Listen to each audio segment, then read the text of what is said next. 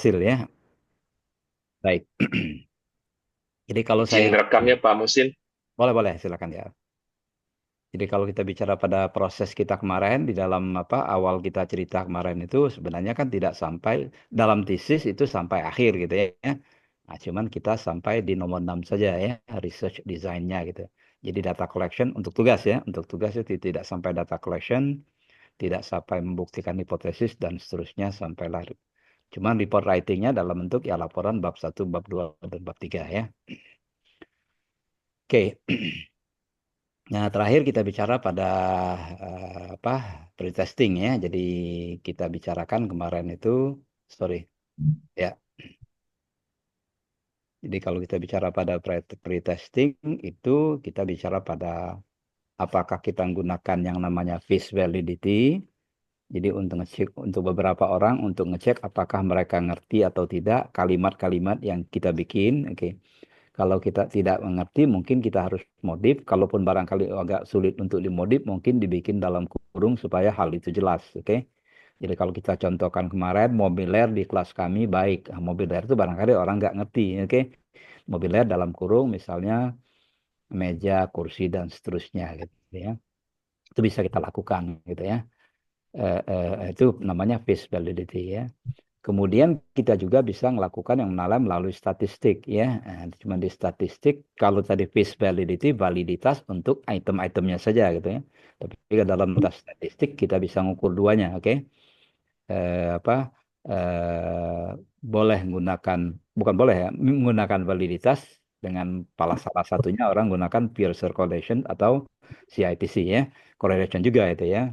Corrected item total correlation. Kalau kita ambil 30 responden di statistiknya itu angkanya 0,361, oke.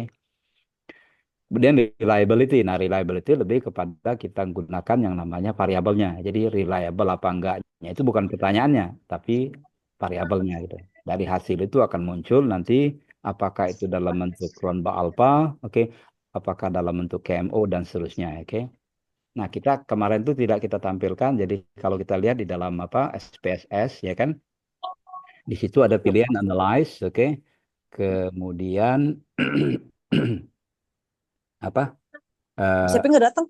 halo, kedengaran ya? Halo? Kedengaran, Pak, kedengaran. Oke, baik ya. Kita melakukan korelasi. Jadi kita mencet ini aja kalau kita punya SPSS gitu ya. Analyze di atas, kemudian correlate, kemudian kita pakai bivariatnya gitu. Nah, muncul hasil akan seperti ini gitu ya. Oke, sorry. Nah, pada saat kita bicara pada apa? Apa? Sorry, mencari namanya reliabilitas dan sorry ya. Hmm. Jadi pada saat kita menemukan bahwa hasilnya seperti inilah yang saya maksudkan kemarin gitu ya. Bahwa X11, X2 dan seterusnya ini adalah dalam bentuk item pertanyaan ya, item pertanyaan gitu ya. Jadi bukan variabelnya gitu.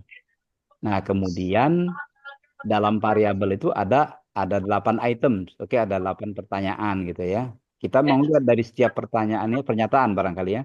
Pernyataan itu apakah dia valid atau tidak? Nah, kita lihat yang CITC-nya saja gitu ya. CITC-nya saja. Kalau biar di atas 0, berapa tadi? 0,361 kalau dia 30 responden, maka dia dianggap valid. Oke, pertanyaannya.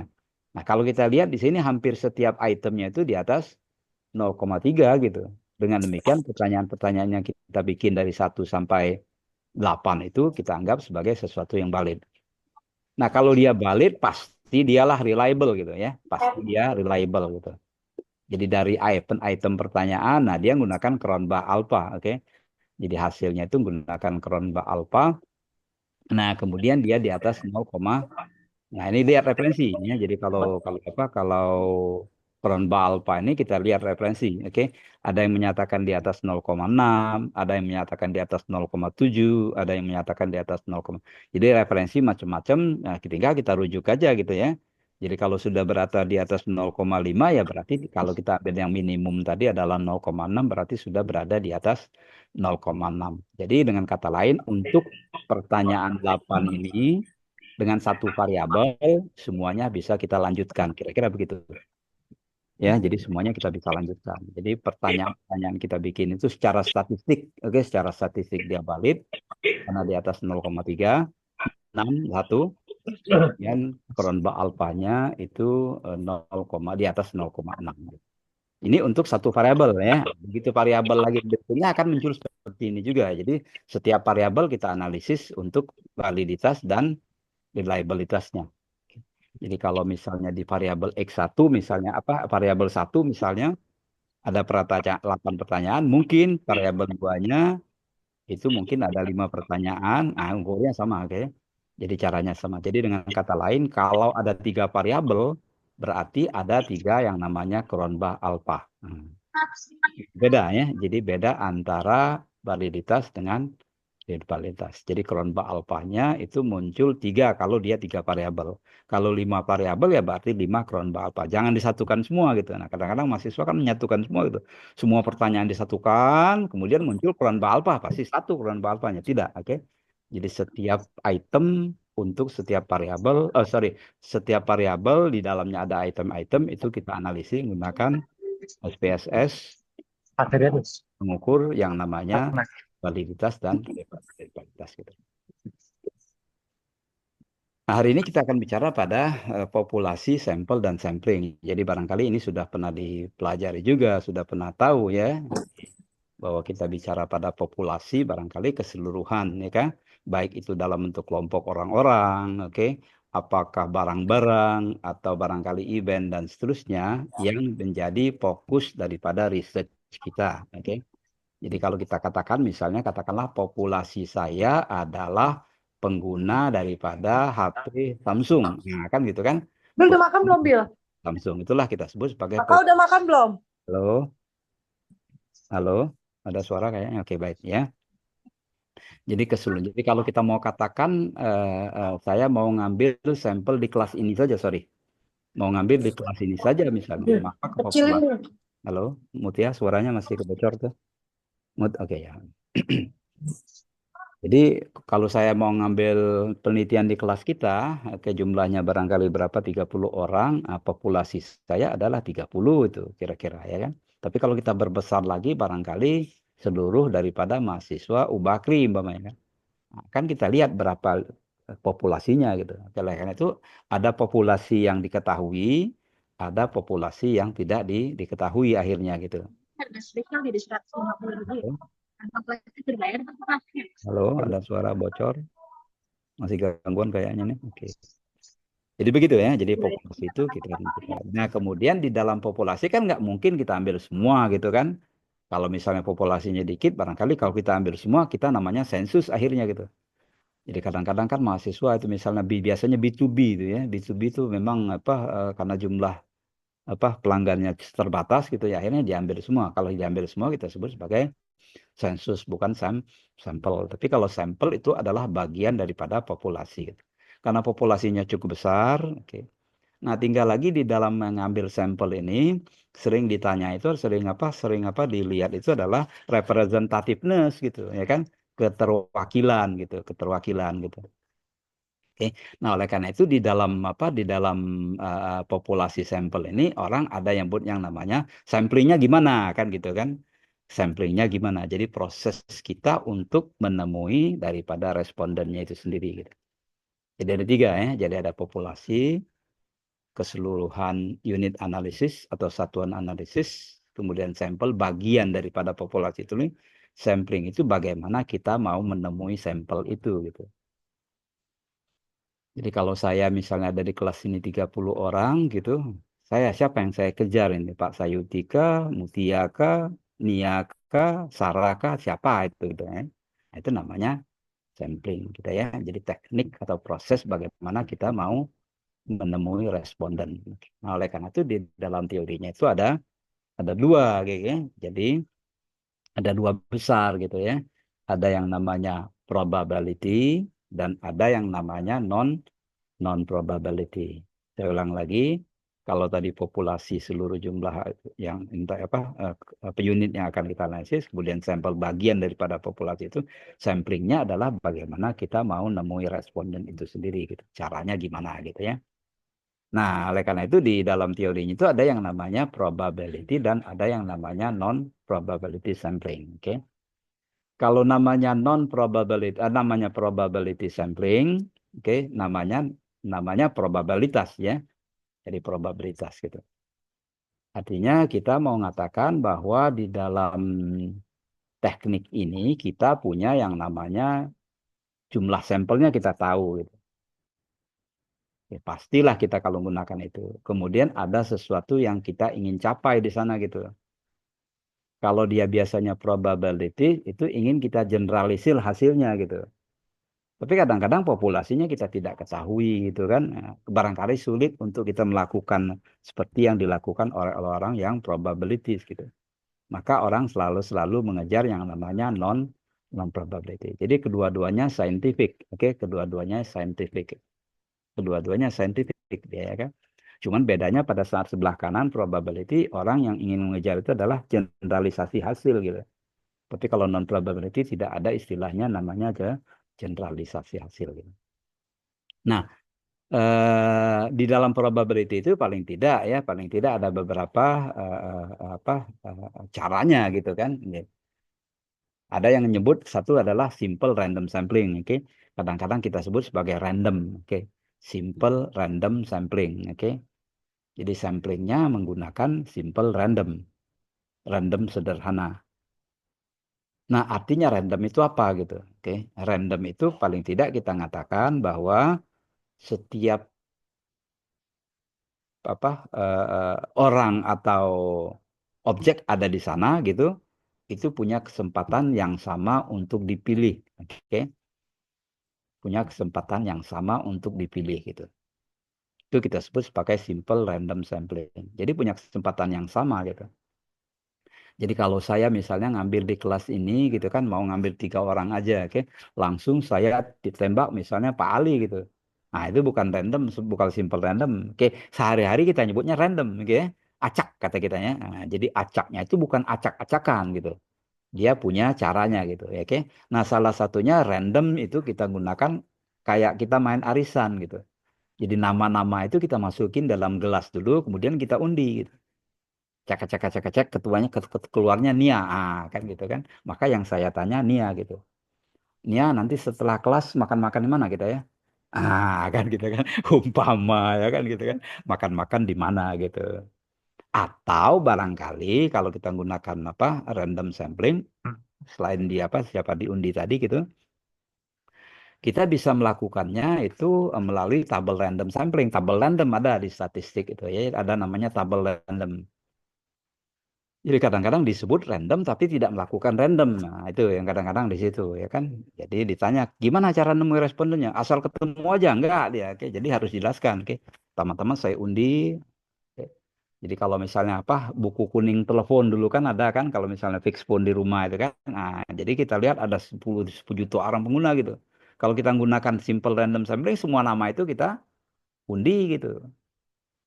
Kita undi. Nah, kan itu jadi kadang-kadang kendalanya di situ gitu kan. Atau kita menggunakan tabel tadi kalau lebih mudah gitu ya kan. Jadi tabel misalnya katakanlah di kelas ini ada 30 ya kan. Di kelas ini ada 30 gitu.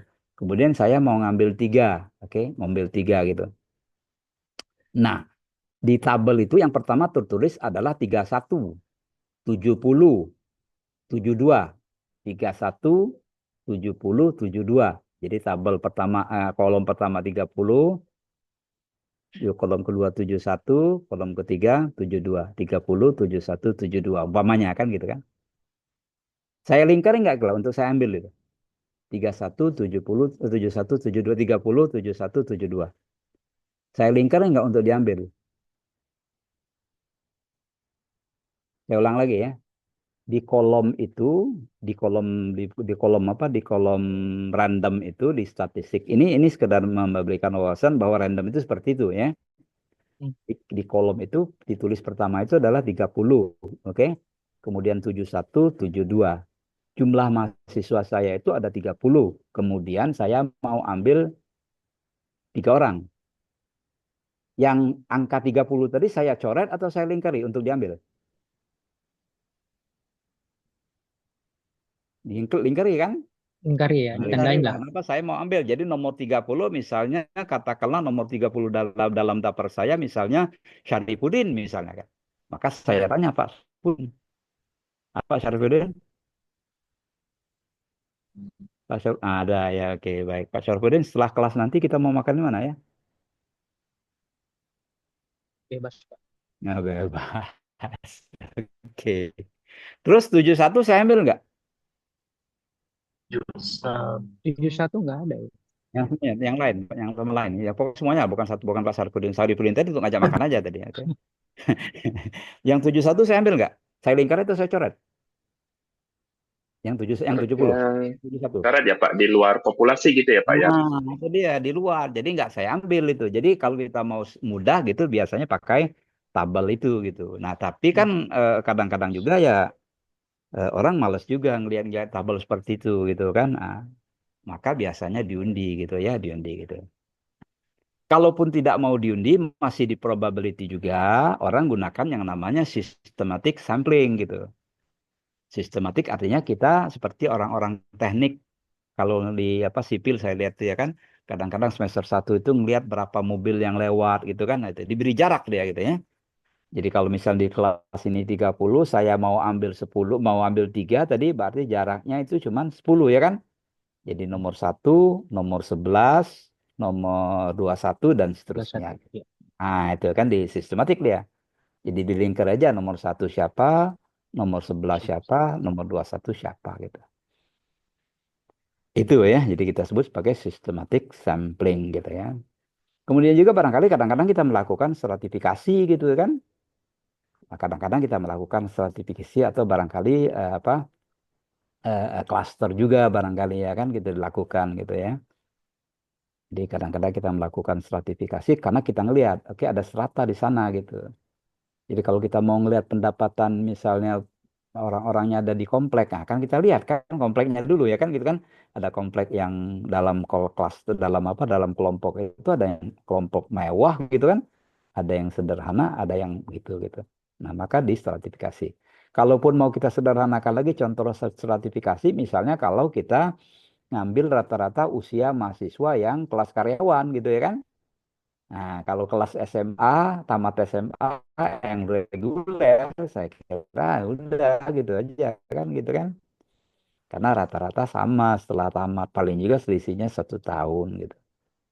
Tapi kalau misalnya kelas karyawan gitu, variasinya gitu, maka kita harus stratifikasi dulu. Sehingga pada saat kita ngambil nanti, waktu kita kembali kepada random, dari stratifikasi itu kita ambil sekian dari yang kelompok ini, sekian dari kelompok ini. Gitu. Nah, tapi kadang-kadang nggak mungkin juga kita lakukan gitu. Seperti kalau kita tidak ketahui jumlah populasinya gitu ya kan. Atau barangkali populasinya terlalu ribet kunjungi melalui simple random gitu. Maka biasanya orang ngejar pada non probability. Misalnya salah satunya convenience sampling gitu ya. Jadi convenience sampling itu ketemunya gitu. Itulah karena kita sebut karena dia random bukan random itu namanya convenience. Jadi kalau kalau kalau saya mau ngambil 3 orang di kelas ini, begitu saya lihat misalnya langsung saya panggil Kesia misalnya kan gitu kan. Nah, itu kita sebut sebagai convenience gitu. Convenience atau kenyamanan, kenyamanan saya dan barangkali juga kita lihat kenyamanan daripada responden. Lagi misalnya katakanlah mau kuesioner di airport misalnya gitu kan. Kita lihat ya kan convenience orang gimana gitu. Kalau misal pesawatnya delay, ya jangan coba-coba kita mau tanya kira-kira begitu ya kan. Begitu juga misalnya mau responden kepada orang-orang yang berbelanja di mall kira-kira gitu kan. Coba kira-kira kalau kita gunakan convenience, walaupun convenience kita sebut ya kan punya kriteria juga kita gitu. Jadi kriterianya misalnya katakanlah sudah berbelanja lebih dari 2 kali gitu kan. Nah, sehingga dia tidak asal. Walaupun dia namanya convenience asal ketemu, tapi kan kita lihat juga gitu. Jangan-jangan lagi dia ngantri di kasir gitu, kita tanya ya nggak mungkin lah dia jawab gitu. Jadi convenience itu artinya kenyamanan dari si apa responden sama kenyamanan daripada kita sebagai peneliti gitu. Yang non probability kadang-kadang orang juga menggunakan judgmental sampling gitu ya kan. Dijudge orang itu berdasarkan apa yang kita rasakan gitu. Nah, sifatnya kadang-kadang subjek, kadang-kadang salah, kadang-kadang benar gitu kan. Atau kadang-kadang kita gunakan yang namanya kuota sampling gitu ya. Jadi kuota sampling artinya kita berikan kuota, misalnya kalau jumlahnya banyak tadi kan, tapi ngarahnya setelah kita kuotakan, kita ngambilnya nanti menggunakan convenience kah gitu kan. Begitu juga snowball gitu kan. Snowball gitu. Jadi snowball barangkali yang namanya snowball ya kan. Snowball artinya bola bola salju kira-kira begitu ya kan. Bola apa nama itu? Oke, lempar sana, lempar sini. Oke, kalau pertama saya misalnya ketemu misalnya Siti, saya tanya gitu, oke, begitu tanya, siapa lagi yang bidang ahli di bidang ini ya, kan gitu kan.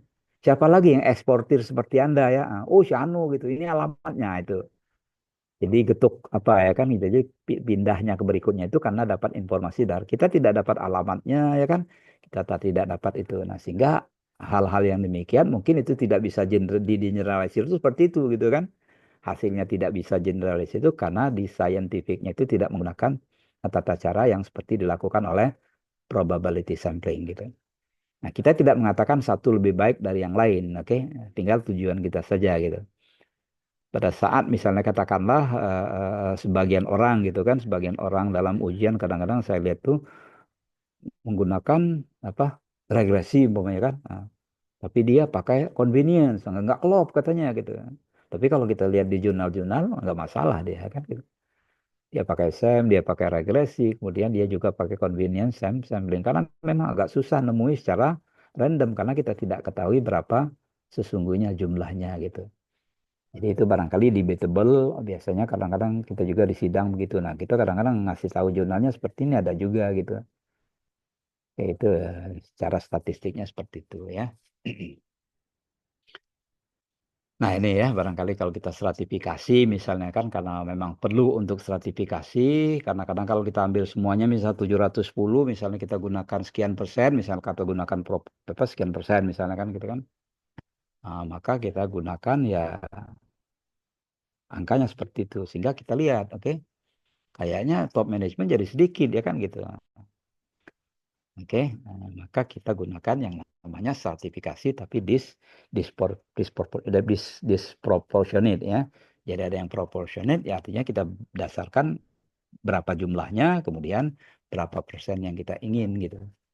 Tapi kadang-kadang kalau dua orang nggak cukup, nah akhirnya pakai dispor. Jadi dengan kata lain kalau kita katakan stratifikasi seperti itu gitu. Nggak mungkin kita katakan semua perusahaan itu di dalam satu perusahaan itu misalnya ingin mengetahui tentang apa kesejahteraan daripada perusahaan itu sendiri gitu ya kan PAMA gitu maka kita melakukan yang namanya stratifikasi dalam pengambilan samplingnya gitu. Nah number nah jadi kalau kita sudah katakan tadi bahwa kita akan ambil apa tadi probability atau non probability sekarang berapa jumlah sampelnya gitu oke berapa jumlah sampelsnya gitu. Nah, ada beberapa teknik. Pertama, biasanya orang gunakan yang namanya rules of thumb, istilahnya ya. Rules of thumb itu. Jadi kadang-kadang kalau populasinya terlalu banyak, maka dia pakai 10% dari populasi gitu. Oke, kalau dia ada juga mengatakan 30 sampai 500 gitu kan. Boleh kita, jadi ada rujukannya gitu ya kan. Tapi dia sebut sebagai rules of thumb gitu. Oke, artinya dia tidak pakai rumus gitu ya. Tidak pakai rumus dia gitu. Ada yang menyatakan 60 sampai 500 ya silakan aja. Oke, silakan aja gitu. Tapi ada yang juga sering gunakan rumus gitu kan.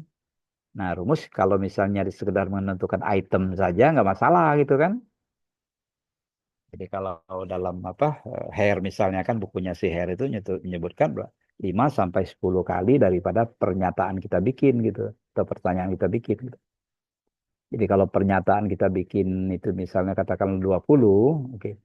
Maka respondennya itu sampelnya itu minimal 5 kali 20, maksimal 10 kali 20 gitu. Jadi minimal 100, maksimum itu 200 gitu. Boleh kita pakai itu ya kan, tapi dia seolah-olah pakai rumus dia, oke. Rumusnya adalah rumus pakai pertanyaan gitu.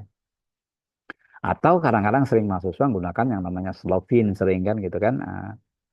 Jadi Slovin dia ya, jadi dengan merumuskan berapa jumlah sampelnya, dengan kata lain N-nya kan diketahui di sana gitu kan. Jadi jumlah populasinya itu diketahui gitu. Masukkan saja rumus gitu ya. Jadi saya mana masuk ke rumus, akhirnya muncullah sampel. Nah biasanya ini kan pada umumnya itu kalau dia pakai rumus-rumus seperti ini kan gitu kan, sampelnya berkisaran gitu ya kan, sampelnya berkisaran. Oleh karena itu biasanya lebih banyak orang gunakan yang namanya item pertanyaan tadi gitu. Jadi kalau item pertanyaannya itu misalnya katakanlah ada 25, berarti dia minimal 125. Kalau Slopin biasanya ya sekitaran itu bergantung pada level of confidence significance-nya kan, kita mau pakai 95% atau 90% kan gitu kan. Nah, sebenarnya kalau misalnya semakin ke sana, makin 95, 90, 99 ya kan gitu kan. Berarti semakin banyak jumlah sampelnya gitu. Nah, dalam ilmu sosial barangkali kita tidak seperti ilmu pasti kan gitu kan. Jadi kadang-kadang orang gunakan yang namanya 95% level of confidence-nya gitu.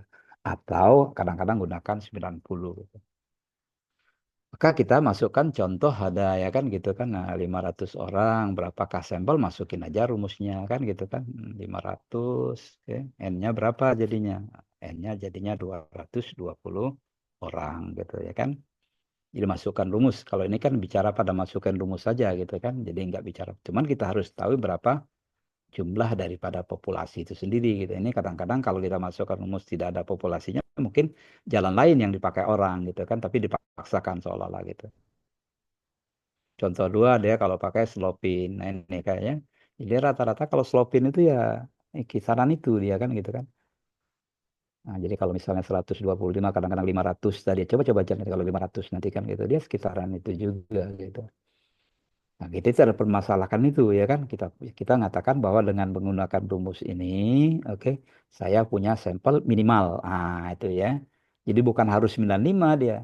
Kadang-kadang mahasiswa bikin rumus, masuk rumus, kemudian jumlah sampelnya 95 dibulatkan 100, bukan. Itu minimal 95 gitu. Terserah nanti berapa ketemunya gitu. Seperti ini tadi juga ya kan. Kita 220 itu dua minimal gitu, oke. Minimal gitu. Nah, kalau lebih dari situ boleh gitu kan, lebih dari situ boleh gitu.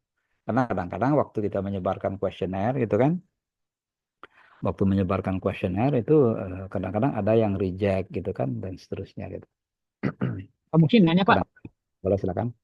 kalau misal kita nggak tahu jumlah populasinya Pak, sebaiknya rumus apa yang dipakai Pak ya untuk Apa? menentukan berapa sampel, Tidak tahu jumlah. jumlah orang yang akan kita tanyain gitu, atau populasinya gitu, kita nggak tahu populasinya gitu. Ya ini Sebaiknya, barangkali kita gunakan yang ini aja gitu. 30 sampai 500 ya kan? oh. 30 sampai 500 gitu. Nah kira-kira nanti itu nggak jadi pertanyaan ya Pak? Misalkan kenapa milih 30, kenapa milih 60, Nah, itu kan kenapa 30 milih, itu minimal ya. Rujukannya kita masukin rujukannya gitu, rujukan siapa gitu. oh berarti nggak terlalu ditanyain ya, misalnya jumlah sampel yang kita ambil ya. Nggak ditanya gitu. Tapi dari mana dasarnya Anda 30 sampai 500? Siapa yang Ya, ngomong kayak gitu? Kira-kira gitu. Dia ya tanya gitu. misalkan gitu. Minimal kan 30. Jadi nggak mungkin lah 30 ya kan gitu kan. Oleh karena itu kita lebih mengarahkan pada pertanyaan, Mas. Oh, oke. Berapa item pertanyaan? Biasanya nggak didebat-debat lagi dia. Oke, udah pas dia gitu. Oh, Jadi kalau pertanyaan Anda bisa 50, udah 50 kali 5 berarti minimal 250 ya. 250 minimal gitu. Ya. Gitu ya. Jadi di sini kan kadang lebih debatable juga kan, kayak debatable gitu kan. Misal 30 misalnya 30. Terus kita ambil 60. Kenapa nggak 70 ya? Kadang-kadang gitu, Nah, gitu ya. aja. Dicandain aja gitu kan. Iya, Itu oleh karena itu supaya tidak debatable gitu kan, kita pakai apa namanya? Berapa item pertanyaan. pertanyaan. Salah satu solusi supaya tidak diributkan dalam sidang gitu. Oh, ini Oke. Pak. Rumusnya juga kadang-kadang begitu, tidak tahu populasinya tadi kan gitu kan. Nah, kenapa Anda paksakan pakai populasi? Ada juga pakai jalan keluar barangkali ya menggunakan rumus, tapi saya kurang kurang paham juga dengan itu gitu kan.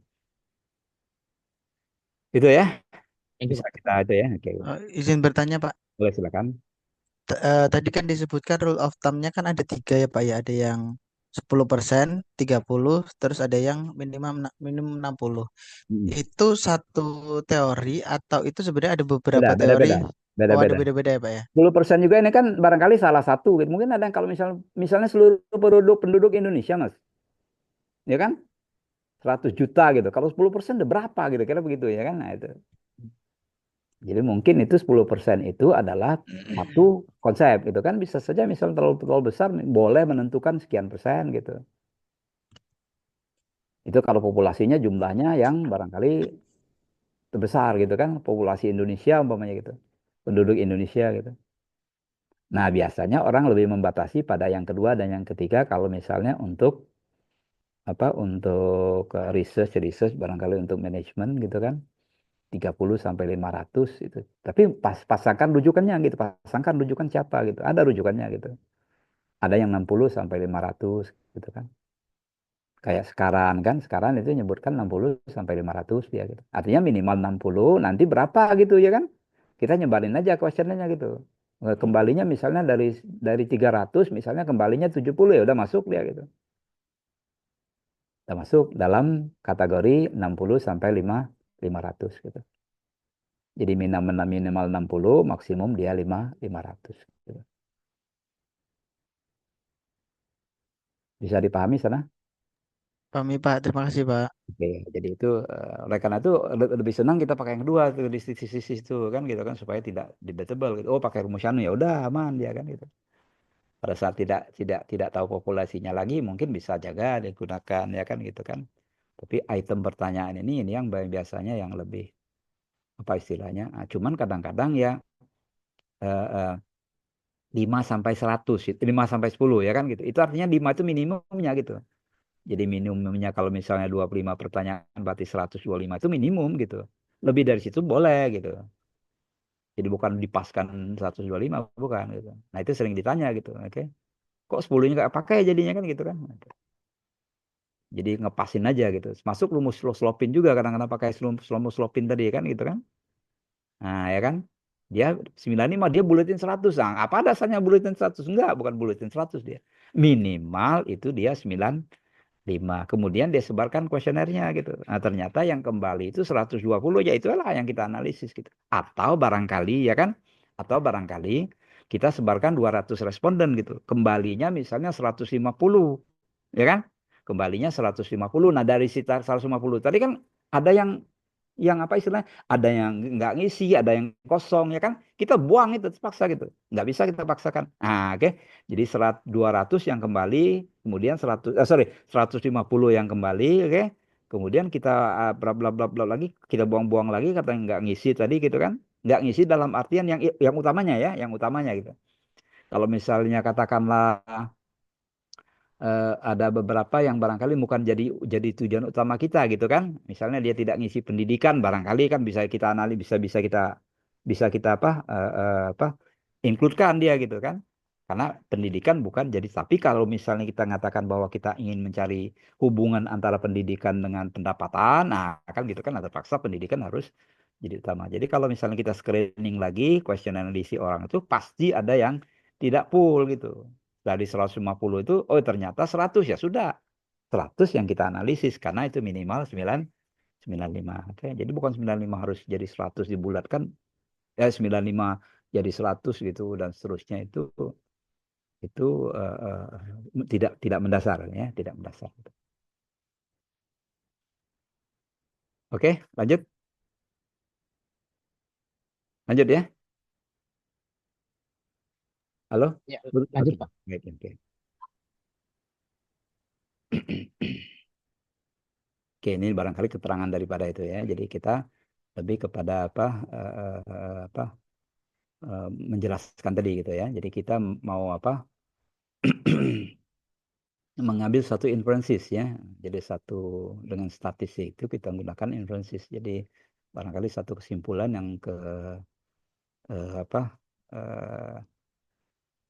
mendekati kebenaran kira-kira begitu ya. Kira-kira. Jadi dari populasi kita tentukan tadi gitu kan. Kira-kira mendekat kebenaran gitu. Walaupun barangkali tidak 100% benar juga kan gitu kan. Tidak 100%. Karena kadang-kadang ada bias juga kan gitu kan. Bias-bias juga gitu. Apalagi social surveys gitu kan. Seperti tadi kan biasnya misalnya pada saat ngasih kuesioner di airport misalnya kan gitu kan. Orang lagi nunggu pesawat 2 jam nggak datang-datang gitu. Ya, saya kira stres lah dia gitu. Nah biasanya dilakukan gimmick-gimmick ya kan gitu kan. Ya lah apalah gitu kan. Misalnya pena-pena kecil itu yang menarik gitu kan. Memang nggak korban kita di sana gitu ya kan. Nggak korban di sana gitu. Nah, kalau saya dulu di S3 kemarin gimmick saya itu bukan ini, karena itu kan perusahaan. Jadi gimmick saya nanti setelah selesai, saya akan berikan summary. hasil dari disertasi saya gitu. Nah, yang di India tuh langsung dia jawab dia gitu. Mereka senang yang kayak gitu gitu. Tadi di Indonesia agak lama jadinya gitu. Oke. Jadi paling lama agak apa data collectionnya itu melalui di Indonesia gitu ya. Jadi saya itu comparative study gitu. Nah, yang berikutnya adalah kita gunakan analisisnya melalui regresi ya. Jadi sementara kita katakan bahwa hasilnya saja kita terjemahkan gitu ya, keterjemahkan gitu. Ya ini barangkali HO, HA kemarin sudah ya kan. Jadi kalau HO1, HA1, jadi jangan salah gitu kan. Jadi HO1, HA-nya H1 gitu. HO2, HA-nya 2 gitu. Jadi kalau ada 3 hipotesis berarti 6. Oke.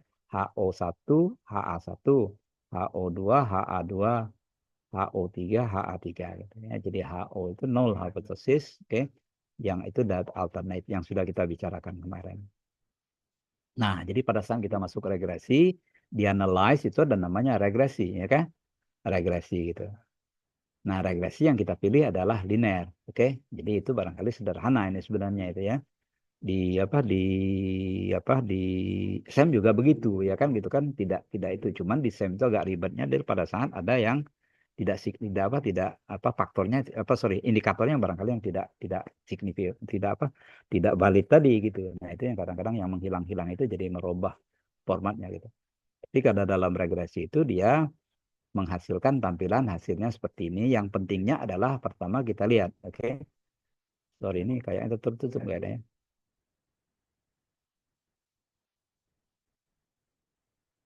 Oke ya. Jadi kita ambil dulu coefficient table ya. Oke.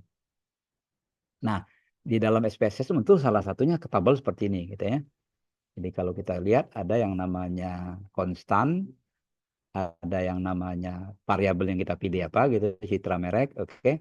Kemudian persepsi manfaat, umpamanya kan contoh aja gitu. Nah, kita lihat kita ini multiple regression atau kita gunakan path analysis gitu ya kan. Nah, jadi multiple regression artinya kita menggunakan beberapa variabel tapi tidak menghubungkan antara satu variabel yang sebagai mediasi gitu ya kan. Variabel mediasi. Maka kita gunakan yang namanya unstandardized gitu. Kalau unstandardized berarti harus muncul yang namanya konstanta gitu ya. Konstanta. Jadi konstantanya minus 1,0,72, oke. Kemudian citra merek 0,389. Oke. Kemudian yang kita lihat berikutnya adalah signifikansinya gitu. Nah, signifikan semua tiga-tiganya gitu ya kan. Konstannya signifikan, oke. Kemudian citra merek signifikan, kemudian persepsi manfaat dia signifikan. Artinya apa? Artinya dari tiga variabel itu, oke. Dari 2 variabel terhadap keputusan pembeli itu semuanya adalah dimasukkan dalam persamaan gitu.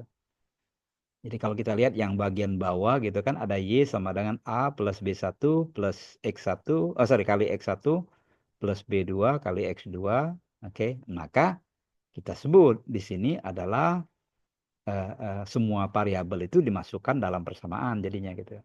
Tapi kalau ada yang tidak signifikan, maka persamaannya tidak seperti di bawah gitu.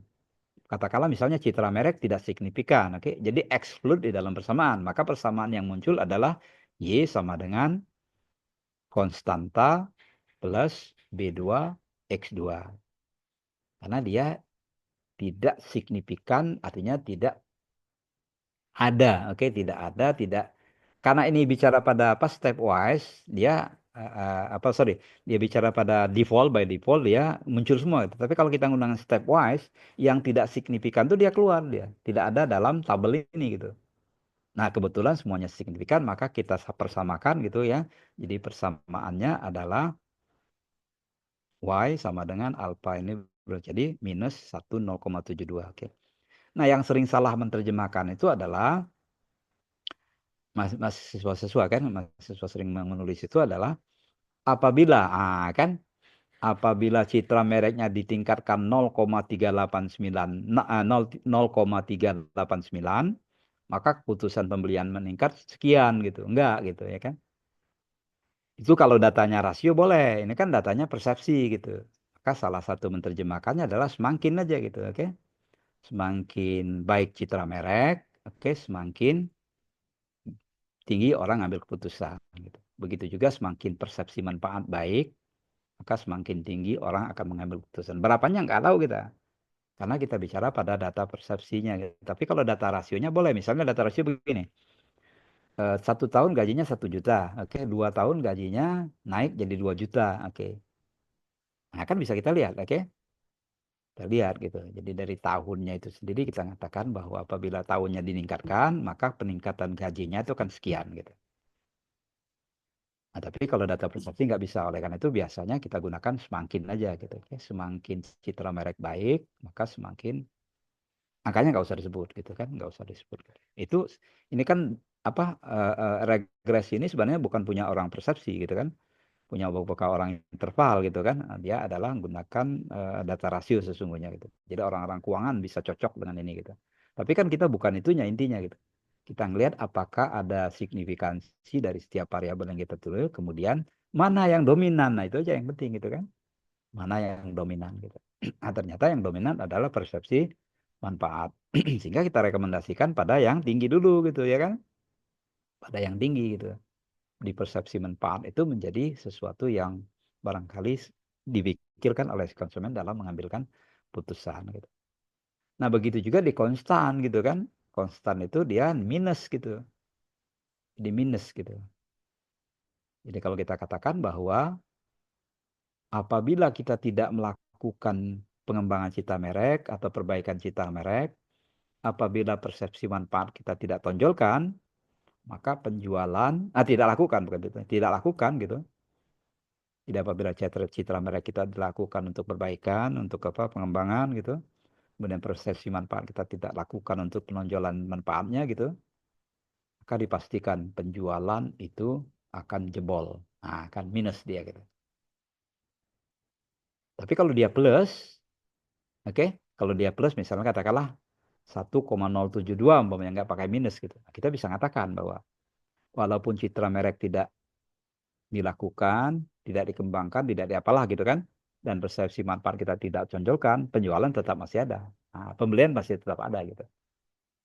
Jadi apa itu kita terimakan secara apa ya manajemen gitu ya. Jadi kita tidak melihat bahwa angka itu akan meningkat sekian enggak gitu. Itu kalau kita lihat yang di unstandardized beta copy. Begitu juga yang standardized, tapi standardized kalau kita menggunakan path analisis yang pakai variable mediasi kemarin gitu ya. Sama terjemahannya gitu. Itu yang pertama yang kita lihat adalah tabel koefisien ya. Kemudian yang kita lihat adalah, nah ini juga tabel yang kedua, jadi model summary-nya gitu. Yang sering muncul adalah, ini kan dia ada model, jadi sekali running dia. Kalau misalnya seperti tadi, kalau saya misalnya katakan ada yang tidak signifikan, kemudian pakai stepwise, maka pasti modelnya tidak satu ditulis. Model 1, model 2 ya. Oke. Model 1, model 2 gitu. Oke, kita tidak akan ke sana dulu, kita mengatakan bahwa yang kita lihat ini yang mananya gitu kan. R-nya, R square-nya kah atau adjusted R square, oke. Jadi ada R, ada R square, dan ada adjusted R square. Oke, ada R itu kita sebut sebagai korelasi sebenarnya kan gitu kan. Jadi kekuatan arah hubungan aja gitu antara dua variabel tadi gitu. Maksudnya adalah antara dua variabel ya artinya kalau kita bicara pada X dan Y gitu. Itu aja kita lihat, oke. Jadi ada korelasinya sebesar 0,713 gitu. Tapi kadang-kadang dikejar adalah R square-nya gitu. Nah, R square biasanya untuk melihat, oke. Apa istilahnya model yang kita bikin tadi gitu ya kan. Jadi kalau kerangka pikir kita misalnya ada X1, X2 dengan Y tadi misalnya kan ada persepsi manfaat, ada citra merek, ada keputusan pembelian, oke. Nah, modelnya itu sudah ini dari aja ketentuan gitu kan. Ini juga ada beberapa yang menulis gitu saya lihat gitu kan. Jadi kalau ilmu sosial itu tidak harus angka yang sebesar itu gitu. Nah, tapi rata-rata orang menghendakkan itu di atas 0,5. Jadi modelnya bagus gitu. Artinya kita memilih variabelnya itu sudah tepat, sudah mendekat tepat gitu kan gitu. Jadi X1 ya. Kadang-kadang misalnya 0,1 misalnya kan, bukan 0,5 tapi 0,1. Jadi 10% dia cuman gitu. Nah, ada yang berasumsi bahwa variabel yang kita pilih itu sebenarnya salah gitu. untuk mengukur keputusan orang membeli gitu. Nah, ini kan di atas 0,5 dianggap bagus gitu.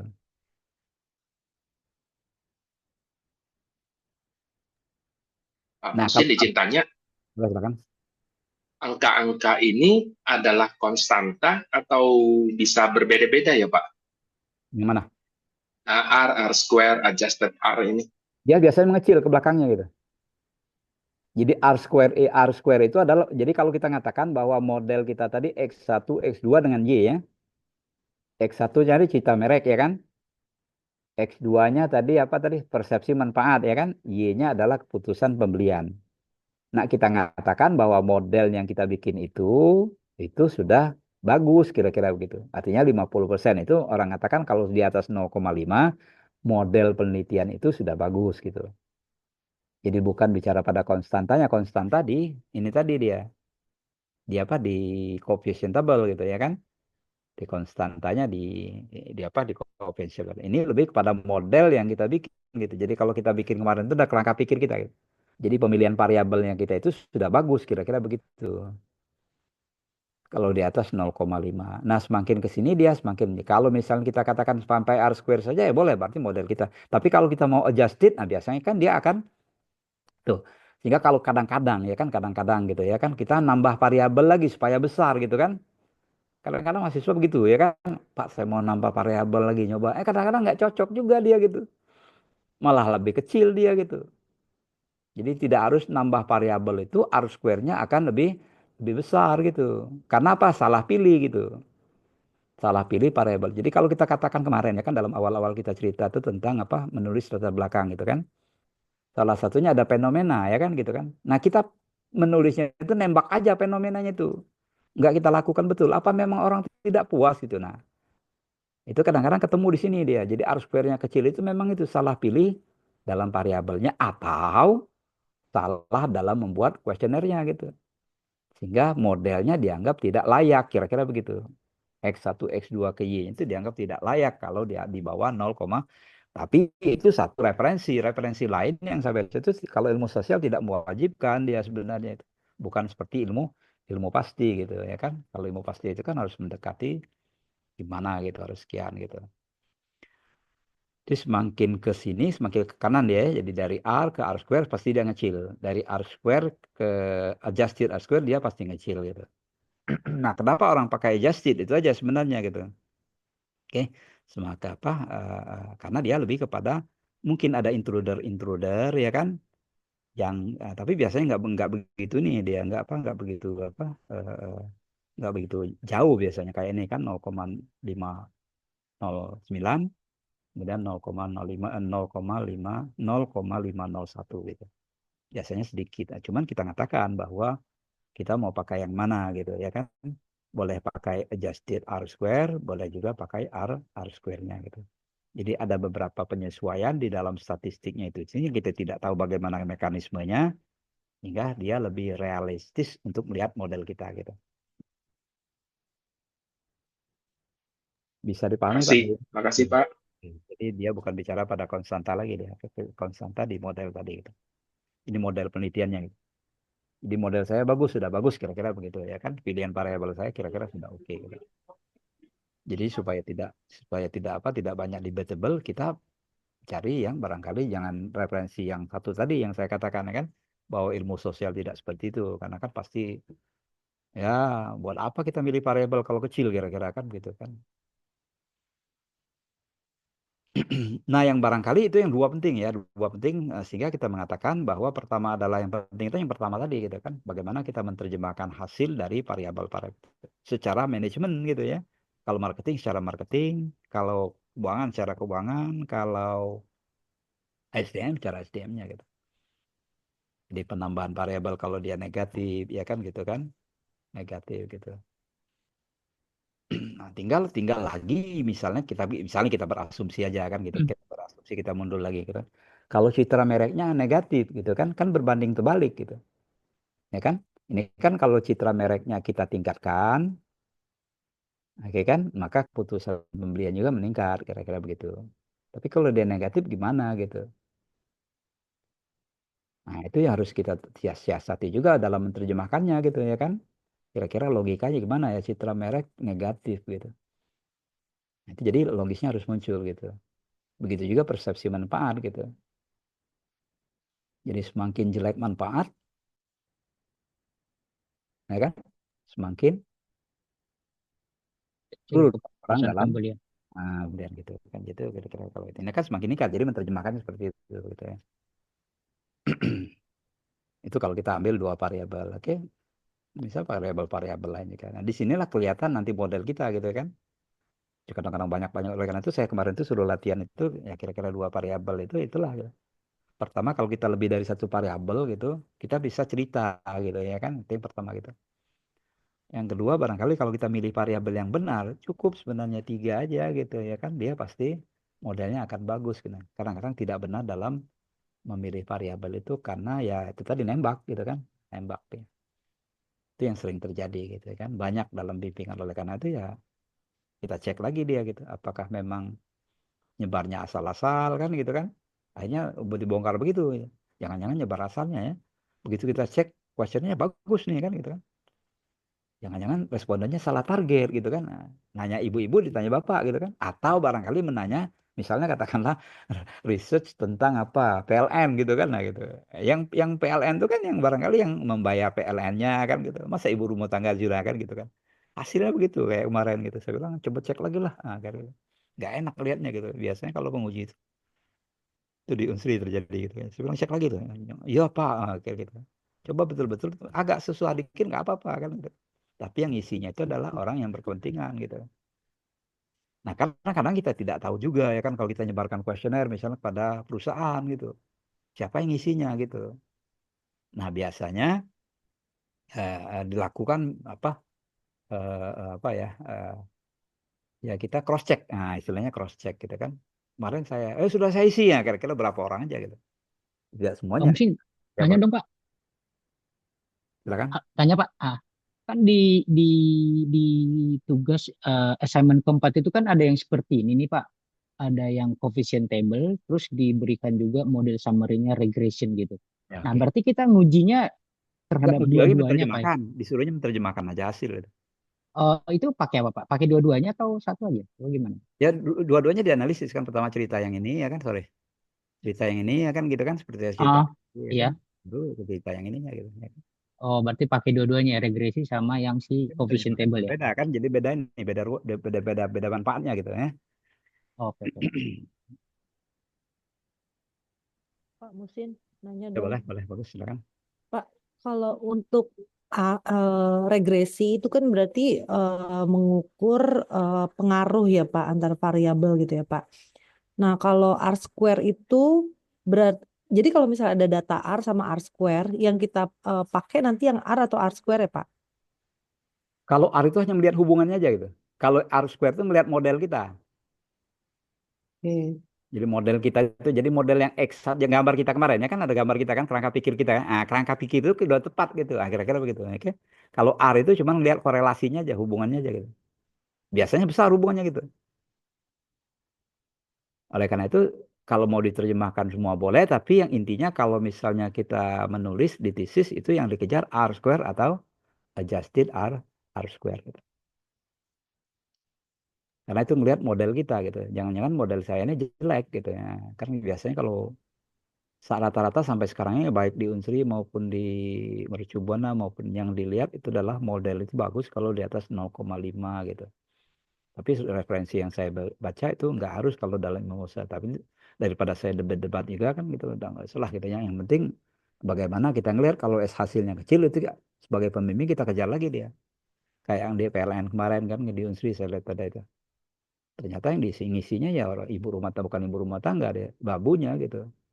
Hingga hasilnya nggak bagus gitu. Saya bilang "Nggak bagus nih. Oke. Laksa di running ulang gitu, dia apa disebar ulang gitu, dicek ulang gitu. Berarti Oke, nanti kalau misalnya pada saat hasil penelitian kita R square-nya di bawah 0,5, kita harus ulang penelitian kita cari variabel ulang atau gimana ya Pak? Nah itulah itu belum kita deteksi di sana kan, apakah memang variabel kita nggak cocok dengan apa yang sedang dihadapi orang gitu kan, atau barangkali sampelnya yang salah gitu. Nah, biasanya yang dikejar pertama adalah sampelnya gitu kan. Coba cek lagi sampelnya gimana gitu. Jangan-jangan anak-anak ngisi kan gitu kan. Nggak tahu gitu. Atau barangkali seperti tadi kan kita ngirim ke kantor gitu kan. Yang isinya anak buahnya gitu. Nah, itu yang kadang-kadang itu juga dilema juga gitu. Nah, biasanya kita lakukan cross check dulu ya kan. Ya beberapa orang tuh pasang, nggak semuanya gitu. Jadi dalam laporan kita tulis, kita lakukan cross check melalui telepon. Nah, ternyata memang begitu. Jadi nggak bisa kita katakanlah nyebar kuesioner kemudian kita mengharapkan orang itu melakukan direkturnya semua kan gitu kan. Nah, itu. Cuman kalau sudah hasilnya bagus ya berarti itu sesuai dengan apa yang kita inginkan gitu. Tapi kalau dia tidak bagus, nah kita cek dulu apakah kita salah dalam, kemudian kita cek kuesioner kita apakah salah, baru kita bicara pada variabel gitu. Jadi variabel itu barangkali terakhir untuk kita robah gitu. Gitu ya. Nah, yang berikutnya kalau kita mau sampilkan juga itu ya kita katakan menggunakan yang namanya ANOVA ya. Jadi ANOVA ini bergantung pada signifikan level yang akan kita pakai. Ini juga barangkali kita nyebutkan bahwa signifikannya itu 0,0, kemudian value daripada ANOVA ini secara keseluruhan. Nah, jadi kalau kita katakan secara keseluruhan, sering orang kan gitu kan, secara keseluruhan dia bagus gitu. Jadi kan kadang-kadang orang melakukan parsial. Jadi kadang-kadang kan ini kan sudah bentuknya seperti ini ya. Ya kan? Ini kan sudah bentuk keseluruhan dia. Nah, tapi kalau misalnya katakanlah secara parsial dia satu-satu gitu ya kan? Jadi citra merek, keputusan pembelian, dianalisis, kemudian persepsi manfaat dilakukan diregresikan ke keputusan pembelian gitu. Pasti koefisien berbeda gitu kan. Nah, ini kan kita lakukan secara keseluruhan sekaligus sekali jalan gitu. Nggak apa-apa sebenarnya, oke? Nggak apa-apa, tapi kita munculkan pada ANOVA-nya gitu ya kan. Jadi kalau ANOVA-nya sudah 0,00 sekian gitu berarti sudah signifikan, oke? Tinggal kita lihat F value-nya aja gitu ya. F rasionya gitu. Nah, biasanya itu sama juga dengan yang tadi gitu kan. Bahwa kita mengatakan 67%, oke, dianggap sebagai sesuatu yang baik, tapi tidak akan mungkin dia kita katakan misalnya katakan dalam confidence levelnya 90%, 95% kita menemukan angka 67. Tapi kan bisa saja kita geser ya, oke? Kita geser karena apa? Karena di sini tadi gitu ya kan. Jadi ada citra merek atau persepsi manfaat dengan 90%, 95% atau 0,05% itu tidak signifikan ada gitu. Jadi misalnya katakanlah citra merek 0,00 gitu kan. 0,00 berarti dia lebih kecil daripada 0,005 gitu. Nah, citra merek misalnya ketemu misalnya 0,1 misalnya kan gitu. 0,1 berarti dia tidak signifikan dia. Kalau tidak signifikan berarti dia tidak kita masukkan dalam bersamaan. Sementara kita sudah analisis gitu. Nah, biasanya digeser dia jadi tidak 95 gitu. Kita geser jadi 90% gitu. Begitu kita geser 90% signifikan atau tidak? Ya, tidak signifikan ya sudah berarti. Berarti memang tidak signifikan. Biasanya signifikan dia. Jadi kalau ada yang mengatakan seperti itu seolah-olah dipaksakan gitu. Tidak, memang kita mengatakan bahwa level of confidence-nya itu boleh bervariasi gitu kan. Ada yang 90%, ada yang 95%. Kalau mau 99% juga boleh gitu kan. Nah, itu bergantung pada penelitinya gitu. Jika kalau kita kembali kepada ANOVA tadi, secara keseluruhan bersama-sama model kita juga secara menggunakan statistik ANOVA itu dia bagus gitu ya. Nah, jadi 67% di atas 0,5 juga tadi gitu. Jadi dua-dua ini nyatakan bahwa bagus model kita kira-kira begitu ya kan. Model kita itu bagus. Model yang terdiri dari X1-nya citra merek, X2-nya persepsi manfaat, dan Y-nya adalah keputusan pembelian gitu. Nah, yang kedua adalah Pak Muksin, sorry Pak, boleh silakan. agak bingung. Balik ke yang tadi Pak, minta tolong. Nih, Yang ini yang 67,2 ini dapat dari mana ya Pak? banyak. 67,2 which is good gitu. Dari mana ya Pak? Ya di atas 0,50. sama dengan tadi gitu.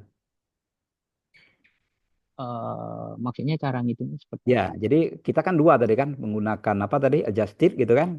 Ya, Itu kan model bagus. Nah, kita lihat pakai ANOVA juga secara bersama-samanya gitu. Jadi kita buktikan secara bersama-samanya mulainya ANOVA. Ternyata di ANOVA juga bagus gitu. oh, Ya itu ya. Itu kalau kita menggunakan tapi kalau sampai di sini aja sebenarnya sudah bagus gitu kan. Sudah apa? Sudah oke sebenarnya kan kelihatan gitu. Cuman kita membuktikan lagi secara bersama-samanya itu jadi modelnya itu bagus atau tidak melalui ANOVA gitu. Ternyata bagus juga kira-kira begitu. Tapi tidak maksudnya harus sama kalau angkanya ya, tidak harus sama angkanya kan gitu. Ini beda oh, ini kan. oh, Ya. berarti itu di compare dengan yang F ini ya Ah, Pak ya, yang gitu. F ratio ya. Oke, oke. Oh, oke. Biasanya kelihatan signifikan aja nggak usah lihat FS itu kan sudah signifikan berarti nggak tinggal berapa rasionya jangan biasanya lihat tinggi deh. Oke. Ya, ya. Nah yang kedua adalah statistik yang harus kita munculkan juga adalah nah ini faktor analisis. Nah biasanya di SEM Pak, akan muncul dia gitu kan. Pak, Jadi sorry punten balik lagi, Pak. ini ya. Oke, berarti di sini kita ngelihatnya bisa dikatakan bagus itu kalau si sigmanya itu 0 kan, Pak. Terus kalau F-nya di atas 50%. Kebetulan di sini 67,283 gitu ya. Jadi karena dia di atas 50% berarti memang model kita itu bagus gitu ya, Ya, Pak ya. ya. Terus apalagi yang bisa dijadikan benchmark, Pak, bahwa model ini bagus selain F sama sigma tadi, Pak? Dua aja. Dua ini aja, F sama si sig itu ya, Pak ya. Ini yang ini. Oke. Yang apa? Adjusted R square. Adjusted R square. Kalau Oh, ya, adjusted R square-nya di atas 50% berarti model ya, kita juga bagus gitu ya, Pak. ya. Oke. Makasih, Pak. Baik. Jadi kalau pakai migrasi, tapi kita tidak dianjurkan untuk pakai. Kalau saya sebenarnya ya alat apapun itu nggak masalah gitu kan? Itu kan alat gitu kan? Cuman kadang-kadang di MM kita ini maunya pakai SEM gitu kan? Nah, pakai SEM gitu. Oke. Nah, kita akan masuk pada faktor analisis ya. Jadi kadang-kadang kan mahasiswa membuat judul faktor-faktor yang mempengaruhi mahasiswa masuk MM Ubakri. Nah, pertanyaan saya berikutnya pada dia gitu. Faktornya sudah diketahui belum gitu? Sudah, Pak. Nah, kalau sudah ya sebutin aja faktornya apa gitu kan. X1, X2-nya apa gitu. Jadi nggak usah pakai faktor-faktor gitu. Nah, kalau faktor-faktornya itu tidak diketahui, baru kita gunakan yang namanya faktor analisis gitu ya. Jadi faktor analisis itu memang faktornya kita ketahui, tapi kita membuat questionnaire. Membuat pertanyaan tetap gitu kan, bikin pertanyaan cuman bukan dalam bentuk variabel, oke, tapi dalam bentuk pernyataan-pernyataan umum gitu yang berkaitan dengan apa yang sedang dihadapi gitu. Nah, katakanlah secara sederhana gitu kan, oke, ada orange, ada motorcycle, ada bus, ada durian, nah kira-kira begitu ya kan. Begitu kita masuk ke statistik, dia akan ngelompok, ya kan. Jadi statistik seperti itu. Jadi di faktornya itu nanti tidak menyebutkan faktor apanya jadinya gitu. Jadi tidak menyebutkan fruit dia, tidak menyebutkan fruit, tidak menyebutkan motor vehicle ya. Dia cuma menyebutkan orange, durian, banana. Jadi mengelompok nantinya gitu. Nah, kalau kita melakukan kuesionernya dengan baik, dia akan mendekati kelompok gitu kan, mendekati kelompok. Tapi tidak harus gitu. Sehingga akan muncul yang namanya variabel baru yang kita temukan. Variabel baru yang kita temukan gitu. Karena memang kita tidak tahu gitu. Orang-orang masuk MM Ubakri ini apa gitu ya. Nah, kita biasanya bikin kuesionernya itu kan berdasarkan referensi-referensi, biasanya melakukan FGD gitu kan. Maka bikin kuesioner, kira-kira kan bisa katakanlah ada 20 kuesioner gitu kan. Nah, kira-kira begitu sederhananya begini ya. Jadi masukkan di statistik itu akan muncul kelompok-kelompok gitu ya. Nah, kita sebut kelompok itu adalah faktor. Nah, seperti inilah kira-kira ya. Jadi kalau misal kita sebut pertanyaan tadi kan gitu, nah, orange, durian, banana, satu kelompok gitu kan. Oke. Ya kan? Nah, satu nih, oke. Jadi berarti kalau dia nih juga ini kita lihat juga ya referensi yang kita pakai gitu kan. Referensi yang kita pakai gitu. Kalau misalnya dia korelasi matriknya itu di atas 0,6, maka kita bisa anggap apa item itu sebagai sesuatu yang bagus untuk dianalisis gitu. Nah, di atas 0,6 ya, di atas 0,6 gitu. Nah, kemudian kita lihat, oke, ada durian 0,7, 0,67 ya kan? Di atas 0,6, oke. Ada banana 0,7. Tapi di sebelahnya ada 0,881 gitu. Karena ini masih dalam satu ini, maka kita sebut kita mendekati yang 0,7 kita ambil aja gitu. Jadi tidak ngambil 0,881-nya gitu. Begitu juga di motorcycle gitu kan? Motorcycle gitu. Jadi apa di kendaraan gitu kan? Di kendaraan gitu ya. Ada motorcycle, oke? Ada bus gitu kan? Ada car gitu kan? Nah, kita lihat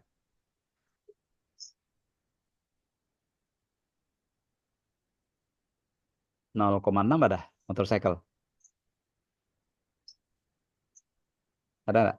0,6. Enggak ada, Pak. Nggak ada. Oke, berarti sudah lewat ya. Oke. Yang masuk adalah bus sama Sama Kak. car. Jadi kalau mungkin kita katakan kita punya 10 pertanyaan, jadi dari 10 dia akan ngelompok, oke? Nah, tinggal pengelompokan aja nanti gitu. Apakah berapa kelompok kita inginkan atau barangkali kita suruh statistik. Dia akan ngelompok, oke. Nggak dia kalau dia bagus kuesionernya, dia akan tidak bergabung durian dengan bus itu dia nggak bergabung dia. Oke, durian dengan bus nggak dia. Nah, oleh karena itu di dalam apa? Di dalam faktor analisis ada dua yang sering dipakai gitu kan. Ada yang explore, ada yang confirmatory gitu kan. Yang saya sebut tadi adalah explore gitu. Memang istilahnya adalah EVA ya kan. Jadi kalau kita tidak tahu faktor-faktornya, maka kita. Tapi kalau dia confirmatory, biasanya digunakan untuk verifikasi gitu. Jadi kalau kita mengambil kuesioner orang, oke, dari bahasa Inggris, oke, ke bahasa Indonesia kan gitu kan, kita ngadopsi aja kan boleh gitu. Nah, kita gunakan yang namanya confirmatory factor analysis, gitu. CFA namanya gitu. Hingga kalau di SEM biasanya, karena kalau mahasiswa itu menggunakan apa kuesioner orang, dia diminta untuk CFA saja gitu. Tapi kalau memang betul-betul faktornya baru, kita dia pakai explore gitu. Nah, sering disebut juga namanya Principal Components Analysis atau PCA gitu. Ini kita lihat apa di dalam faktor analisis. Nah, jadi kita sebut tadi ada namanya apa angka-angka tadi ya kan. Nah, jadi kita sebut sebagai satu faktor loading namanya gitu ya. Jadi skor-skor yang ada di kita sebutkan tadi 0, berapa tadi gitu itu sebut sebagai faktor loading gitu. Nah, yang di dalam faktor analisis juga selain dari faktor loading kita lihat ada yang namanya eigenvalue ya kan. Jadi dalam eigenvalue nanti kita akan lihat bahwa ada sekian variabel yang bisa kita pakai dari hasil analisis kita gitu. Nah, di eigenvalue-nya juga gitu mendekati berapa persen, oke? Nah, kita mau katakan bahwa di dalam ini kita bicara pada kuesioner yang kita pakai tanpa menyebutkan variabel apa, tanpa kita ketahui variabel apa gitu. Oke, secara SPSS juga sama ya. Jadi dia menggunakan SPSS ya kan, dia menggunakan SPSS juga menggunakan faktor analisis gitu ya. Oke, yang pertama di dalam faktor analisis kita lihat adalah yang KMO. Jadi kalau kita sebut KMO tadi adalah apa apa reliable ya, reliable atau tidak gitu. Reliable atau tidak. Reliable tadi kan ada yang 0,6 ya kan, ada yang 0,7 dan seterusnya gitu. Kita lihat di sini kan gitu kan. Di sini 0,681. Berarti variabel itu sama dengan yang tadi posisinya gitu. Oke.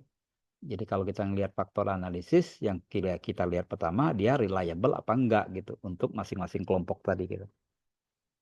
Kalau KMO-nya itu di atas 0,6 tadi gitu, berarti dia kita anggap sebagai reliable ya.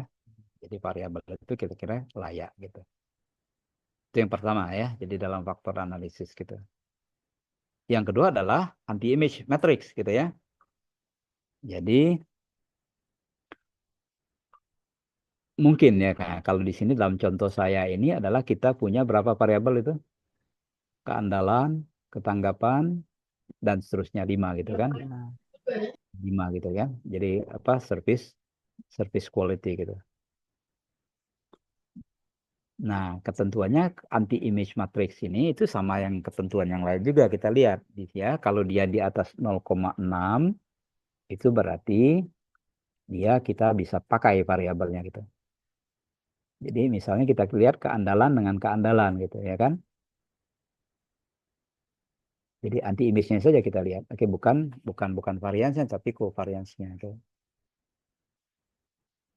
Maka semua variabel itu bisa kita pakai karena dia berada di atas 0,6. Jadi dengan kata lain 5 variabel keandalan, ketanggapan, keyakinan, empati dan berwujud itu bisa kita pakai gitu. Yang berikutnya adalah yang ketiga kita bicara.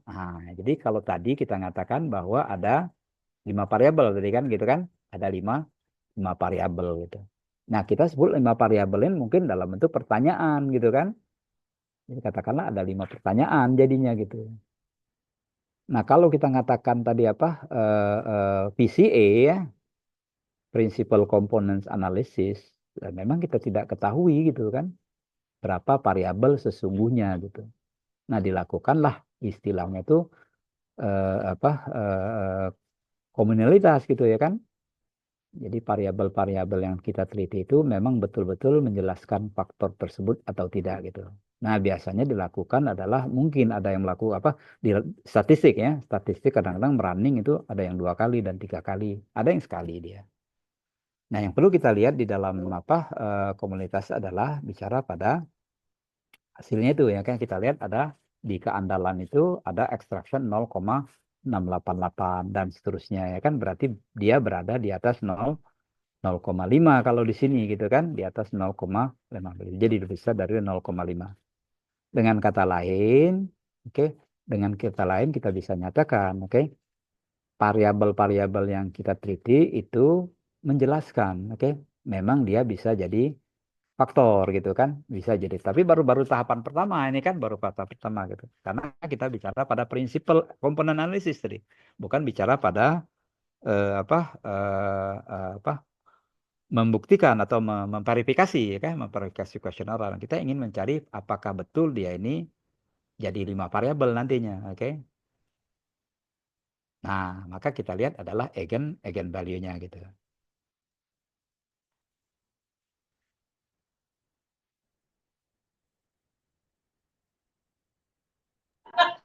Kelihatan? Tulisan kecil nggak ya?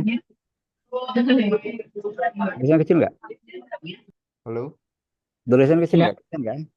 Kelihatan Pak? Kelihatan. kelihatan Pak. Jadi kita lihat,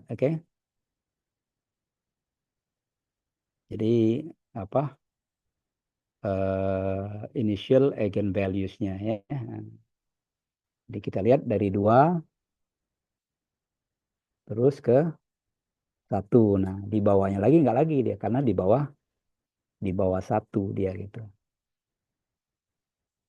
Maka berarti hanya ada 2 variabel akhirnya gitu dari 5 item yang kita sebut tadi gitu. Karena kita ingin mengelompokkan gitu, kira-kira berapa sih kelompoknya gitu ya kan? Berapa kelompoknya gitu. Jadi kalau kita bicara pada komponen tadi kan ada 5 komponen PCA ya, Principal Components Analysis gitu.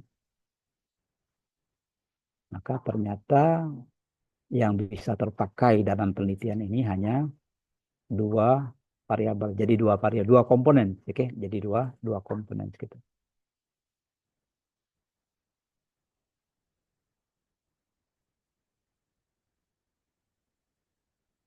Nah, Pak, ya. Punten, balik lagi Pak. Nih, jadi 2 komponen dia begitu ya kan? Jadi komponen pertama sebentar. Komponen pertama ini ada 3 item, Komponen kedua ada 2 item. Maka cukup 2 variabel berarti kita. Jadi istilahnya kalau dalam ini komponen ya, karena kita ingin mencari sesungguhnya berapa sih variabel. Jadi komponen sebenarnya variabel gitu kan. Dari pertanyaan-pertanyaan kita bikin tadi kira-kira jadi berapa ngelompok ya kira-kira. Nah, ngelompoknya itu bisa kita suruh statistik, bisa kita minta ditanya sama dia mau pakai berapa komponen kira-kira gitu kan. Kita bisa trial and error gitu, suruh dia dulu, kemudian kayaknya nyebarnya terlalu lebar gitu kan. Nah, akhirnya kita bikin. Nah, maka pada saat dia ngelompok seperti inilah yang saya sebut tadi gitu, penamaannya jadi subjektif gitu. Jadi penamaannya jadi subjektif gitu. Jadi satu kelompok adalah faktor pertama empati dan berwujud. Nah, kan gitu kan. Yang kedua adalah keandalan, ketanggapan dan keyakinan gitu. Jadi kita tidak bicara bagaimana proses statistiknya melakukan bukan, tapi hasilnya itu seperti itu. Bahwa dari 5 item yang kita sebut tadi gitu muncul ada jadi dua komponen saja gitu. Katakanlah misalnya eh, eh, apa faktor kepuasan orang gitu kan. Nah, faktor kepuasan mahasiswa misalnya gitu. Yang pertama adalah empati daripada dosen, oke. Kemudian wujud daripada bangunannya misalnya kan gitu kan. Kemudian yang kedua, kelompok kedua keandalan. Tinggal nama variabelnya ini yang jadi kadang-kadang subjektif gitu. Nah, karena ini contohnya seperti ini, ya mungkin agak itu kita sebentar ya yang nanya tadi ya. Saya tampilkan dulu yang sorry. Ini ya. Ini ada yang bertanya tadi ya. Ada yang bertanya gitu. Hmm, Bentar ya.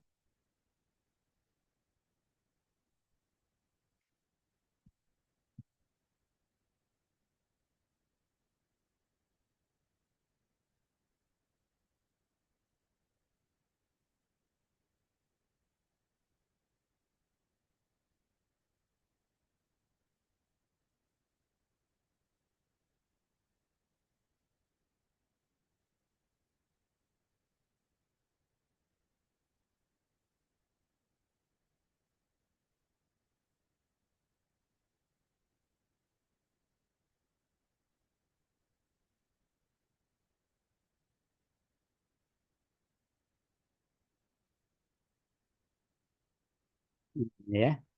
Jadi waktu saya S3 kemarin itu saya nggak tahu kira-kira faktor-faktor apa yang membuat negara itu jadi kompetitif di garment ya karena memang bicara garment gitu ya.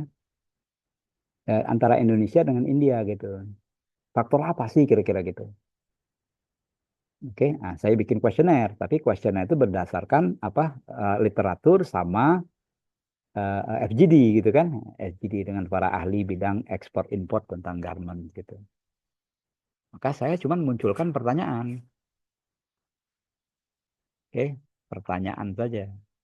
Ya sama dengan kayak kita biasa gunakan gitu kan, apa eh, apa eh, Diket dan lain-lain gitu kan. Nah, ini ya, jadi pengelompokan ini saya sebut tadi gitu ya kan, kelihatan ya kan, kelihatan nggak? Kelihatan kan? Jadi faktor satu, jadi faktor ya, jadi faktor-faktor apa yang bisa membuat negara itu jadi kompetitif setelah tahun 2005. Jadi 2005 itu batas akhir daripada kuota sistem, oke? Kuota sistem itu terakhir gitu. Jadi setelah itu bebas kuotanya gitu. Nah, maka saya menggunakan jadi kuesioner saya bikin itu berdasarkan literatur review, kemudian berdasarkan FGD, kemudian saya seperti kita lakukan juga kan, minta cek dengan para ahli gitu kan, kira-kira apa lagi yang kurang dan seterusnya. Tapi saya nggak tahu faktor apa gitu. Nah, muncul akhirnya di statistik gitu. Ya, faktor loading yang kita sebutkan tadi kan, kalau di atas 0,5, 0,6 gitu ya, kita pakai gitu. Tapi kan ada juga yang subjektivitas. Jadi saya tulis di dalam saya gitu. Ada 0,5, tapi kan mendekati 6, saya bilang gitu. Saya pakai gitu ya, boleh saja gitu. Nah, ya kan? Kemudian alfa malah saya sebutkan lagi, KMO saya sebutkan lagi jadi 2 gitu. Sebenarnya tidak perlu gitu kan. Salah satu aja gitu kan. Jadi ini menentukan variabelnya nih ya kan. Jadi variabelnya itu reliable. Yang ini loading ini dia validnya gitu ya kan. Validnya gitu. Nah, jadi faktor satu ini short timely dan seterusnya gitu. Nah, saya namakan sendiri akhirnya. Karena mendekati ini, maka saya sebut ini gitu. Faktor dua begitu juga, nggak ada nama gitu di statistik gitu. Seperti tadi gitu kan. Empathy sama tangible gitu kan. Nah, itu. Kita nggak tahu namanya apa ya, silakan aja namanya gitu. Nah, begitu juga saya contohkan di sini. Jadi, faktor dua itu legal wage requirements dan seterusnya gitu. Sehingga muncul ya setelah itu ya kita subjektivitas saja. Kira-kira mendekati apa? Misal mendekati produktivitas, mendekati tenaga kerja, berarti apa itu kan? Maka saya tulis di bawahnya itu, oke? Nah, labor related factor kan gitu kan. Jadi pakai related aja supaya nggak kena itu, oke? Jadi faktor of competitiveness itu dari labor related gitu kan. Kemudian apa? Infrastruktur related gitu kan. Semuanya pakai related aja gitu karena ada di antara itu yang tidak nyama gitu kan. Misalnya apa ini? Having own brands flexible. Nah, kan gitu kan. Faktor 5. Jadi mendekati apa kira-kira? Jadi kalau misalnya katakanlah ya kan dalam temuan kita tuh variabelnya itu ya item itu bergabung produk dengan price. Nah, maka kita boleh sebut product and price related. Nah, kan kita aja kira-kira. Jadi penamaan ini sifatnya subjektif. Kalau kita ulangi ya, kalau kita ingin mencari yang namanya faktor yang tidak kita ketahui. Tapi kalau sudah faktornya ketahui, nggak usah lagi kita pakai faktor analisis gitu. Langsung aja pakai SEM. Tapi kalau di SEM juga kadang-kadang orang gunakan yang namanya analisis pakai faktor juga dia. Tapi dia CFA-nya gitu, confirmatory faktor analisis. Jadi dikonfirm lagi kalau kuesioner-kuesioner kita tadi itu kita ambil dari adopsi dari yang lain gitu. Ya, ada yang bertanya ada silakan ya. Tampilan dari penelitian saya itu sebagian ya, sebagian lagi kemudian dari Indonesia, ini dari Indonesia itu dari saya terbitkan di UGM, yang dari India saya terbitkan di India, komparatifnya itu saya terbitkan di India juga. Ada yang bertanya tadi silakan, ada yang bersuara tadi, boleh agak terputus. Iya, Pak. Hanya Pak Mutia, Pak. Ya silakan, Mbak.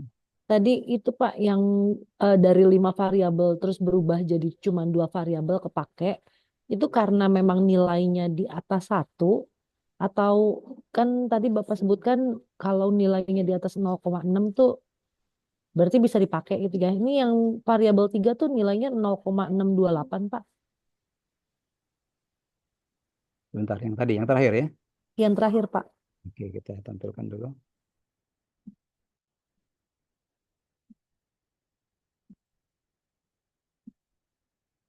Ini Mbak ya. Ini ya. Halo, Mbak. Yang sebelumnya Pak. Belum. Ini. Nah ini, ya. Ini kan kata Bapak akhirnya yang dipakai cuma variabel 1 dan variabel 2 aja nih Pak. Ya, 2 variabel Yang, ini.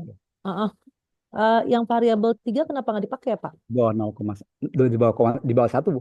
Oh, berarti ini bukannya di atas 0,6 tadi ya Pak? Bukan ini. Ini di sini kan kita sudah kedetek, nanti akan muncul 2 variabel, kira-kira begitu. Nah, udah kedetek dari awal ya, oke? Dengan menggunakan yang namanya eigen values gitu. Jadi kita nggak susah-susah, 2 variabel bakal keluar gitu. Nah. Kalau misalnya ternyata hasil si apa sih tadi namanya? Eigen values ya. Eigen values itu cuman 1 yang di atas 1 Pak. Cuma 1 variabel yang di atas yang nilainya di atas 1, berarti kita cuma Jadi bisa semua per item itu jadi ngelompok deh. Tinggal lagi apakah semuanya terpakai atau enggak gitu. Saya scroll ke bawah ya. Nah, jadi kalau misalnya bisa saja dia kelompok jadi 1 gitu kan. Nah, jadi 1 gitu umpama kan gitu kan. Nah, mungkin saja dari sekian item ini 5 ini ada yang di bawah 0,5 gitu. Jadi itemnya jadi 4 gitu. Tapi dia 1. Mungkin saja gitu. Oh, ini nilainya 0,8 sama 0,8 Pak, bukan di atas 1. Ini masih kepake ya. Berarti nilai yang paling tinggi yang ya. loadingnya ini yang loading gitu. Ini yang loading. Kalau tadi kan beda ini. Oh, Nah, oke. ini kan bukan loadingnya ini. Berarti sebenarnya eigenvalue itu udah harus di atas 1 ya Pak ya? Udah teori itu ya? Apa kita yang nentuin Pak? Jadi eigenvalue ini muncul kalau misalnya itu kita minta 3 variabel kata kita ya, 3 faktor gitu ya. Nah pasti di sini akan 3 dia. Jadi satunya di 3 dia. 1, 2, 3. Semuanya di atas 1. Tapi ini kan statistik yang runningnya gitu. Dia bikin 2 variabel gitu. Jadi maka 1, 2. Pokoknya dia di atas 1 gitu. Jadi dari awal kita udah tentuin ya Pak, kita mau 3 variabel. Berarti langsung Boleh dua cara gitu. Ada yang disuruh statistik, silakan aja statistik. Nah, oleh karena itu kan trial and error kita gitu. Jadi kalau seperti tadi gitu kan, kalau seperti tadi misalnya ketemunya cuma 1 faktor gitu kan, aneh gitu kan, nah gitu kan, kok ngumpulnya di sini semua kan kira-kira apa jadi kan kira-kira gitu ya kan. Nah, maka kita coba trial pakai dua kita minta 2 gitu. Nah, nanti minta 3 boleh gitu. Nah, nanti kita justifikasi gitu kan, justifikasi kayaknya yang mendekati. Nah, saya itu kan 2 kali 3 kali gitu bikinnya itu. Jadi akhirnya justifikasinya muncul situ. Walaupun demikian masih juga tadi kan ada yang tidak satu kelompok. Maka saya pakai related akhirnya gitu. Jadi Kak, izin bukan bertanya 0,6, sama. bukan di atas 0, kalau eigenvalue nggak 0,6, jadi di atas 1 deh.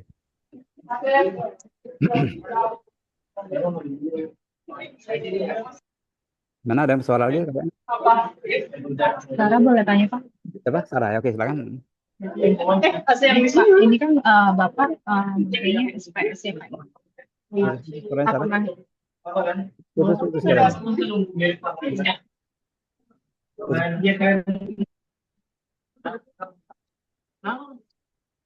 Pak, udah kedengaran? Nah udah, oke, sip. Mau nanya, ini kan Bapak kan pakai alatnya SPS ya Pak ya? Udah saya gitu. Nah, Nah, kalau misalkan pakai yang alat lain, apakah hampir sama Pak dengan satu SPS itu? orang kan kadang-kadang pakai IBM juga gitu. Tapi saya belum nyoba. Kalau ya kan ada yang R juga atau Excel juga ya Pak ya? Nah, kalau Apakah Excel itu buat? belum nyoba. Bisa, Excel bisa itu ya. Excel Oh, bisa itu ya. Ada yang IBM punya juga ada itu ya. oh. Coba. Pertanyaan kedua Pak, kalau misalkan ada skala yang pakai Likert, itu berarti uji T atau uji ANOVA Pak yang Yang mana? Halo, putus.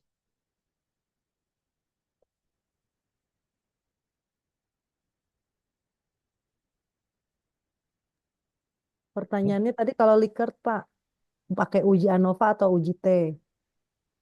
Oh gitu. Skalanya ya. Oke. Jadi kalau kita bicara pada uji T, itu artinya uji beda antar variabel gitu ya. Jadi ada perbedaan atau tidak gitu. Itu T gitu. Jadi bicara pada skalanya ya nggak bicara dia. Kalau ANOVA itu secara keseluruhan variabel yang kita pakai gitu. Jadi bukan bicara pada skala mana gitu. Bisa per rasio bisa gitu, bisa interval. Nah, cuman masalah Likert-nya itu tadi gitu kan. Kadang-kadang orang tidak senang kalau pakai Likert itu maka dia pakai semantik diferensial akhirnya gitu. Sebenarnya barangnya sama, cuman membedakan kalau dia Likert gitu dia lebih pada ordinal dia katanya. Jadi tidak bicara pada menggunakan yang namanya skala interval gitu. Akhirnya untuk menjadikan interval bikinlah namanya semantik diferensial gitu. Jadi kalau bicara pada uji T dengan uji ANOVA F tadi itu tidak bicara pada skalanya gitu. Mana orangnya? Keluar ya? Putus ya, oke. Ada lagi? Nah ini kalau ini ya, jadi saya mengantisipasi kalau ada yang menggunakan apa judul itu faktor-faktor dan faktornya tidak diketahui gitu. Tapi kalau sudah faktornya diketahui nggak perlu lagi seperti ini maksud saya gitu ya kan. Langsung aja ke SEM-nya. Nah, kalau memang regresi kita tidak dianjurkan. Cuman menerjemahkan hasil itu tahu sama SEM juga kan begitu menerjemahkannya. Mana yang dominan gitu kan. Cuman di SEM juga kan muncul itu yang indikator mana yang bisa kita usulkan, oke? Tapi kalau di apa regresi di SPSS bisa kita memunculkan cuman di pada dimensi mana. Berarti analisis korelasi antar dimensi gitu. Jadi 2 kali analisis. Kalau SEM kan sekali jalan, tapi yang muncul bukan dimensi, dia ada indikatornya gitu. Baik, silakan kalau ada yang lain. Saya tutup dulu ya supaya agak kelihatan gitu. Oke, silakan kalau ada yang masih ragu-ragu. Oke, berkaitan dengan tugas, ada yang pertanyaan? Tua kelas ada yang bertanya yang sudah di-share pada Anda? Halo, dengaran enggak? Enggak kedengaran? Dengar Pak. Oke. Mbak Putih ada pertanyaan enggak dengar dari teman-teman? Dicerna dulu ya Pak. Bukan yang ininya, yang apa yang untuk tugas? Untuk tugas. Tugas presentasi. Tugas apa? Tugas kelompok. Kalau tugas kelompok mungkin butuh waktu aja kali ya Pak. Tapi kalau tugas individu juga ini kan regresi ya Pak. Ya sudah Sama. saya sampaikan kan berarti kan faktor nggak ada ya, faktor nggak ada. Regresi hasilnya aja terjemahin gitu. Ya. tugas kelompok ada Sarah kedua. mau bikinannya buat Jadi minggu depan kita cuman screenshot aja. Jadi saya persilakan untuk ngerjakan tugasnya itu apakah mau difinalisasikan Word-nya atau cuman merapikan PPT-nya terserah gitu ya. Bagaimana teknik saya nggak tahu apakah Anda tetap online atau barangkali ketemu di satu tempat di kafe misalnya gitu kan untuk finalisasi. Jadi saya berikan jeda gitu. Nah, minggu berikutnya semuanya presentasi, jadi semua kelompok. Nah, caranya presentasi dulu. Kalau sudah clear di introduction-nya, kan saya yang kejar, saya ada introduction-nya sama operational variable-nya sebenarnya gitu ya. Yang lain-lain mungkin bisa sama tambah aja gitu. Nah, Oke, kalau berarti presentasinya tanggal 16 jadinya Pak ya? 16 ada Desember dua, ya? dua, dua sama 7, 9, ya 16 ya 16. 16 ya, dua minggu Ya, lagi kan ya? ya 16 itu semua kelompok ya, semua kelompok Ya, jadi nggak ada yang itu lagi. oke. Siapa? Kalau Apa tugas individu berarti minggu depan ya Pak? Dikumpulin ya Pak? Senin ya? tugas individu kalau nggak salah tanggal lupa saya itu, saya cek lagi nanti. 9 Tanggal ya? 9 harusnya Pak. 9 ya, tanggal Ya, 9, tanggal 9. tanggal 9 ya. Ya, Coba-coba saya cek ini lagi di apa di supaya kita bantu aja. Nggak dikasih waktu lagi Pak. Ah, oke, kita cek dulu ya. Kita cek tugas individu. Tugas individu. Tanggal 16. 16 juga. 16. Oh 16 oh, juga berarti ya Pak ya? oke, dua-duanya berarti 16 ya Pak. Ya, presentasinya 16. Kumpul Word-nya UAS, pas UAS. Oh, tanggal Jadi tanggal 16 itu kan presentasi. ya, Oke? berarti makalahnya jurnal berarti ya. Proposal. Proposal, proposal tanggal berarti Tanggal di Januari dong ya. pas UAS masukin aja di Ah, GCR-nya gitu. oke, Januari berarti Pak ya. Oh, Ya, jadi Pak presentasi, UAS jadi Januari. mm, Ya udah, UASnya berarti Januari. Jadi minggu depan cuman absen Minggu- doang. Hmm. Kita minggu tenang gitu ya Pak? Minggu depan Nggak ya Pak? minggu tenang, minggu bikin PPT. Oh, Bapak yang tenang, kita nggak tenang Pak. Ya maksudnya bukan minggu tenang, saya nggak nyebut minggu tenang, kamu yang nyebut minggu tenang. Maksudnya Bapak Minggu juga nggak nggak tenang malah gitu. Nggak apa lagi, jarak jauh gitu. Tapi saya yakin lah gitu kan, dengan koordinasi selama ini, apalagi sudah semester tinggi lah gitu kan, itu mungkin saya kira sudah tahu cara tekniknya dan kita cari persahabatan ya kayak itu ya. Jadi cari pertemanan aja lah gitu di dunia ini ya. Ya Pak. Musuh lah gitu ya kan. Ada yang barangkali tidak tidak apa tidak tidak full barangkali dia kontribusinya ya kita mungkin suruh doa aja dah kamu kan kira-kira kira-kira di doa aja dah Pak tanggal Pak 16 Musin, presentasi ya Pak? Pak, ya kan. Pak, saya boleh tanya sedikit nggak Pak? Hmm. Sebenarnya kelompok saya agak sedikit itu nih Pak, agak rancu. Nah, Nah, kita kan, saya dari kelompok 4 ya Pak. mm-mm. Nah, kelompok 4 itu kan faktor Y-nya itu kita udah sepakat nih Pak. Nah, dari faktor Y itu kan ada variabel X nih Pak. Nah, variabel X-nya itu kan ada 4. Nah, kita harus masukin semua atau gimana ya Pak? Kita Empat, masih agak itu empat ya nih Pak. kelompok 4 ya kelompok 4 yang Anda mau pakai yang mana ini adoption of digital atau Adopsi Pak, ya adopsi udah gitu aja digital. ya adoptionnya gitu. Tapi nanti hasil hasil dari apa tujuan penelitiannya itu mencakup variabel X yang empat-empatnya Nah, itu nggak Pak? variabel X-nya ini kalau bicara bicara pada teknologi ya kan adoption Ya, of digital ini kan. ya, Nah, jadi biasanya kan orang gunakan yang namanya TAM. Oke, TAM. Nah, salah satu oke. variabelnya itu adalah perceived usefulness itu. Perceived is used dia pakai TAM gitu. Yang bawahnya enggak. Oke, TAM enggak pakai itu ya kan. Silakan aja kalau mau nambahkan gitu ya kan. Adoption of technology dia biasanya menggunakan TAM. Tapi kalau ada referensi lain boleh gitu ya kan. Eh, oke Pak, sedikit paham, cuman belum paham. Oke, saya ulang lagi supaya paham gitu kan. Walaupun masih 2 minggu lagi juga kan gitu. Jadi adoption of technology ya kan, digital ya. Ya Ya, maksudnya. Oke, jadi yang Y-nya di sana gitu. Orang mengadopsi itu. Nah, biasanya itu orang lebih gunakan TAM gitu. Tapi boleh juga yang lain gitu. Misalnya menggunakan AI. Nah, sekarang kan AI-nya barangkali itu ya kan. Misalnya begini, orang-orang sekarang kan pakai apa? Menggunakan lipstick, menggunakan apa? Kosmetik kan gitu kan? Iya, betul, Ya Pak. kan dia udah nggak pakai ngecek-ngecek di badan dia lagi gitu, sudah pakai kamera itu dia kan gitu. Nah itu kan. Jadi teknologi itu yang adoption itu dia. Nah teknologi itu mudah digunakan kah? Oke, Nah itu yang barangkali dipakai tamnya gitu. Saya kira adopsi aja dua itu. Mau tambah lagi boleh, karena itu kan lebih mudah untuk kita pakai.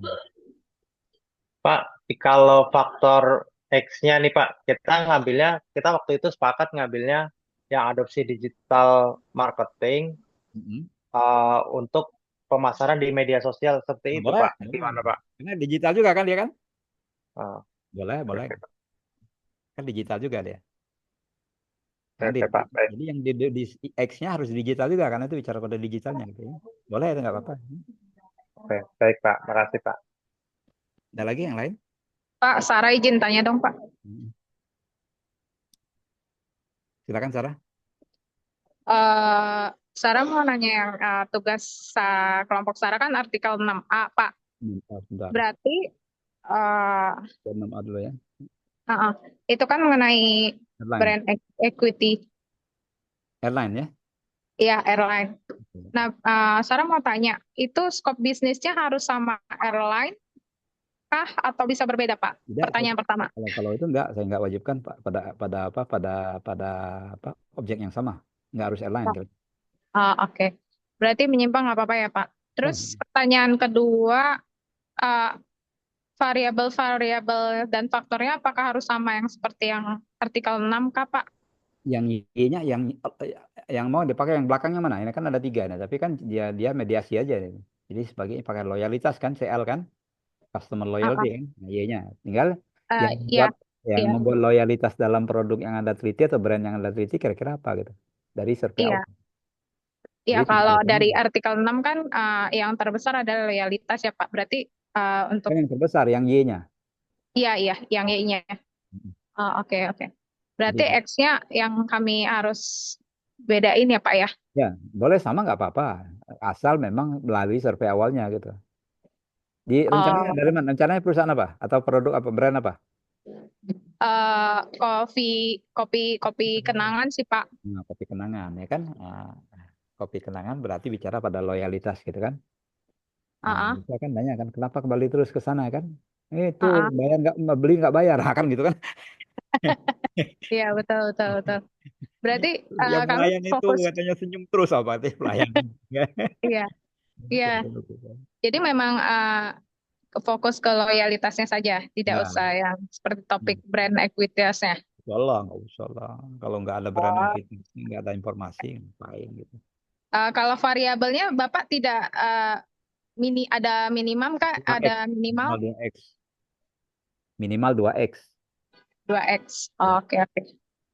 Mau pakai mediasi boleh kan, mau pakai yang kayak di situ kan ada satisfaction ya kan gitu kan? Iya. Boleh nggak apa-apa. Oke. Berarti memang faktornya nanti bisa kita bikin aja ya Pak ya, sesuai dengan Ya. kuesioner gitu ya Pak ya. Question sebenarnya dengan survei awal saya sebut ya. Iya. Oke. Oke Pak, makasih Pak. Baik. Ada lagi selain dari Sarah? Sudah Pak, itu aja. Kasih. Yang lain? Pak Is, kayaknya mau bertanya nih. Cuma mau make sure tugas aja sih Pak. Jadi minggu depan kita absen doang. Terus Ya, betul. tanggal 9 minggu depan tanggal 9 absen doang, tanggal 17-nya presentasi. 16. 16 ya Pak. 16 presentasi. Terus sama tugas individunya dikumpulin ya Pak. Tanggal 16 itu ya. Terus nanti kalau untuk yang proposal yang tadi dipresentasiin berarti dikumpulinnya wordnya itu Halo Bu, UAS. Bu, UAS ya Pak. Aduh. Waalaikumsalam Bu.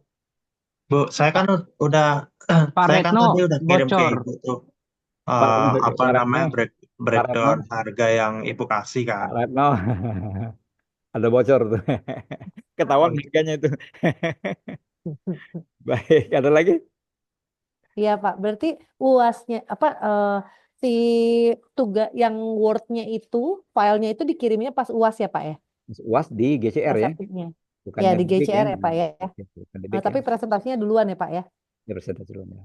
Siapa tahu Mungkin nanti ada revisi-revisi nanti kami langsung ya, kasih kalaupun mau gitu ya. direvisi nanti di highlight agama yang direvisi, nah mungkin bisa aja nambah nilai gitu kan. Oke, siap Pak. Clear Tapi Pak. Thank you, Pak. jadi apa di situ, oke. Tapi kalau sudah clear di presentasi, saya kira paling-paling bertanya gitu kan, paling-paling bertanya gitu. Kalau misal revisi itu artinya ada kesalahan di sana kan, gitu ada kekurangan gitu. Kalau bertanya bukan minta revisi, bukan gitu kan, minta klarifikasi gitu ya. Berarti UASnya apaan Pak? Bahas apa Pak? Itu paper atau gimana Pak? Apa Maksudnya tertulis gitu. tertulis ya Pak? Nanti saya Take home ya Pak? take home ya. Dikasih waktu berapa lama Pak UASnya Pak? Kita lihat nanti kalau kasusnya pendek kita kasih 2 hari. Kalau kasusnya panjang kita kasih seminggu kasusnya, kemudian 40% kita bocorkan dulu. Oke. Jadi kalau kasusnya Dibocorkan maksudnya gimana Pak? ya 40% kita kasih dulu seminggu itu gitu. Seminggu belum. Jadi kalau misal UASnya tanggal berapa? Tanggal berapa rencananya? Di kalender Karena tanggal pendidikan kok nggak 9 ya. kelihatan ya? Misalnya misal tanggal 9 Desember minggu depan ujian gitu. Hari ini saya berikan kasus kalau panjang gitu berserta 40% pertanyaannya. Nah, 60%-nya pas hari H-nya. Berarti cuma 2 jam gitu ya Pak ya? Ngerjainnya? Atau gimana? Oh, enggak. Kalau take Kan home, take home pay. Take home. Take home. itu satu. Habis gajian ya? 2 hari. Udah habis. Kalau kemarin 2 hari saya. Kalau kemarin 2 hari saya berikan jatah gitu. Oh, 2 hari ya. 2 hari dalam artian merapikan ya, mungkin ada yang kekurangan gitu. Kalau di sini UASnya 6 sampai 9 Januari sih Pak. Oh, kok tahun baru dulu gitu ya. Ya Kita Pak. tahun baru dulu. Dikasih senang dulu Pak. Senang-senang dahuluan, bersusah-susah belakangan gitu. Iya. Selalu senang kita Pak. Oke, baik. Nilainya Bapak nggak hitung pakai SPS kan Pak? Enggak. Saya tidak hitung, barangkali mengeluarkan yang hasil aja seperti tadi gitu kan. Memaknai gitu kan barangkali. Kisi-kisi dong Pak, ujiannya bentuknya bikin proposal atau seperti Soal. tugas yang ini apa gimana Pak? Soal seperti ujian. Ada kasus, nanti disuruh apa ya, lihat nanti gitu kan. 40% saya bocorkan Pak. dulu, satu minggu, 60%-nya hari H-nya. Kalau kasusnya pendek ya barangkali hari H-nya gitu, 2 hari setelah itu baru dikumpul lagi gitu. Kalau kasusnya pendek, kalau kasus panjang suruh baca kasus dulu gitu. Jadi saya sampai sekarang saya belum bikin soal, lagi dikejar sama Pak Arif itu UTS marketing belum masuk nilainya. Ya harus diperiksa barang tuh ya, bukan asal diperiksa, jadi baca dulu gitu kan. Jangan nanti apa, kasihan mahasiswa jadi korban gitu kan, salah nilai gitu. Ada lagi kira-kira? Pak Sayuti ada pertanyaan? Pak Sayud, oke. Aman Pak, tidak ada Pak. Kali? Kayaknya Pak Alim mau bertanya nih kayaknya. Aman juga? Aman Pak. Baik, oke. Aman pusingnya Pak. Ya. Eliza? Nggak ada suaranya? Iya Pak, aman Pak. Aman ya, oke baik. Kalau aman ya sudah, kalau begitu saya screenshot sekali lagi. Tolong bisa kalau kameranya on-kan dulu.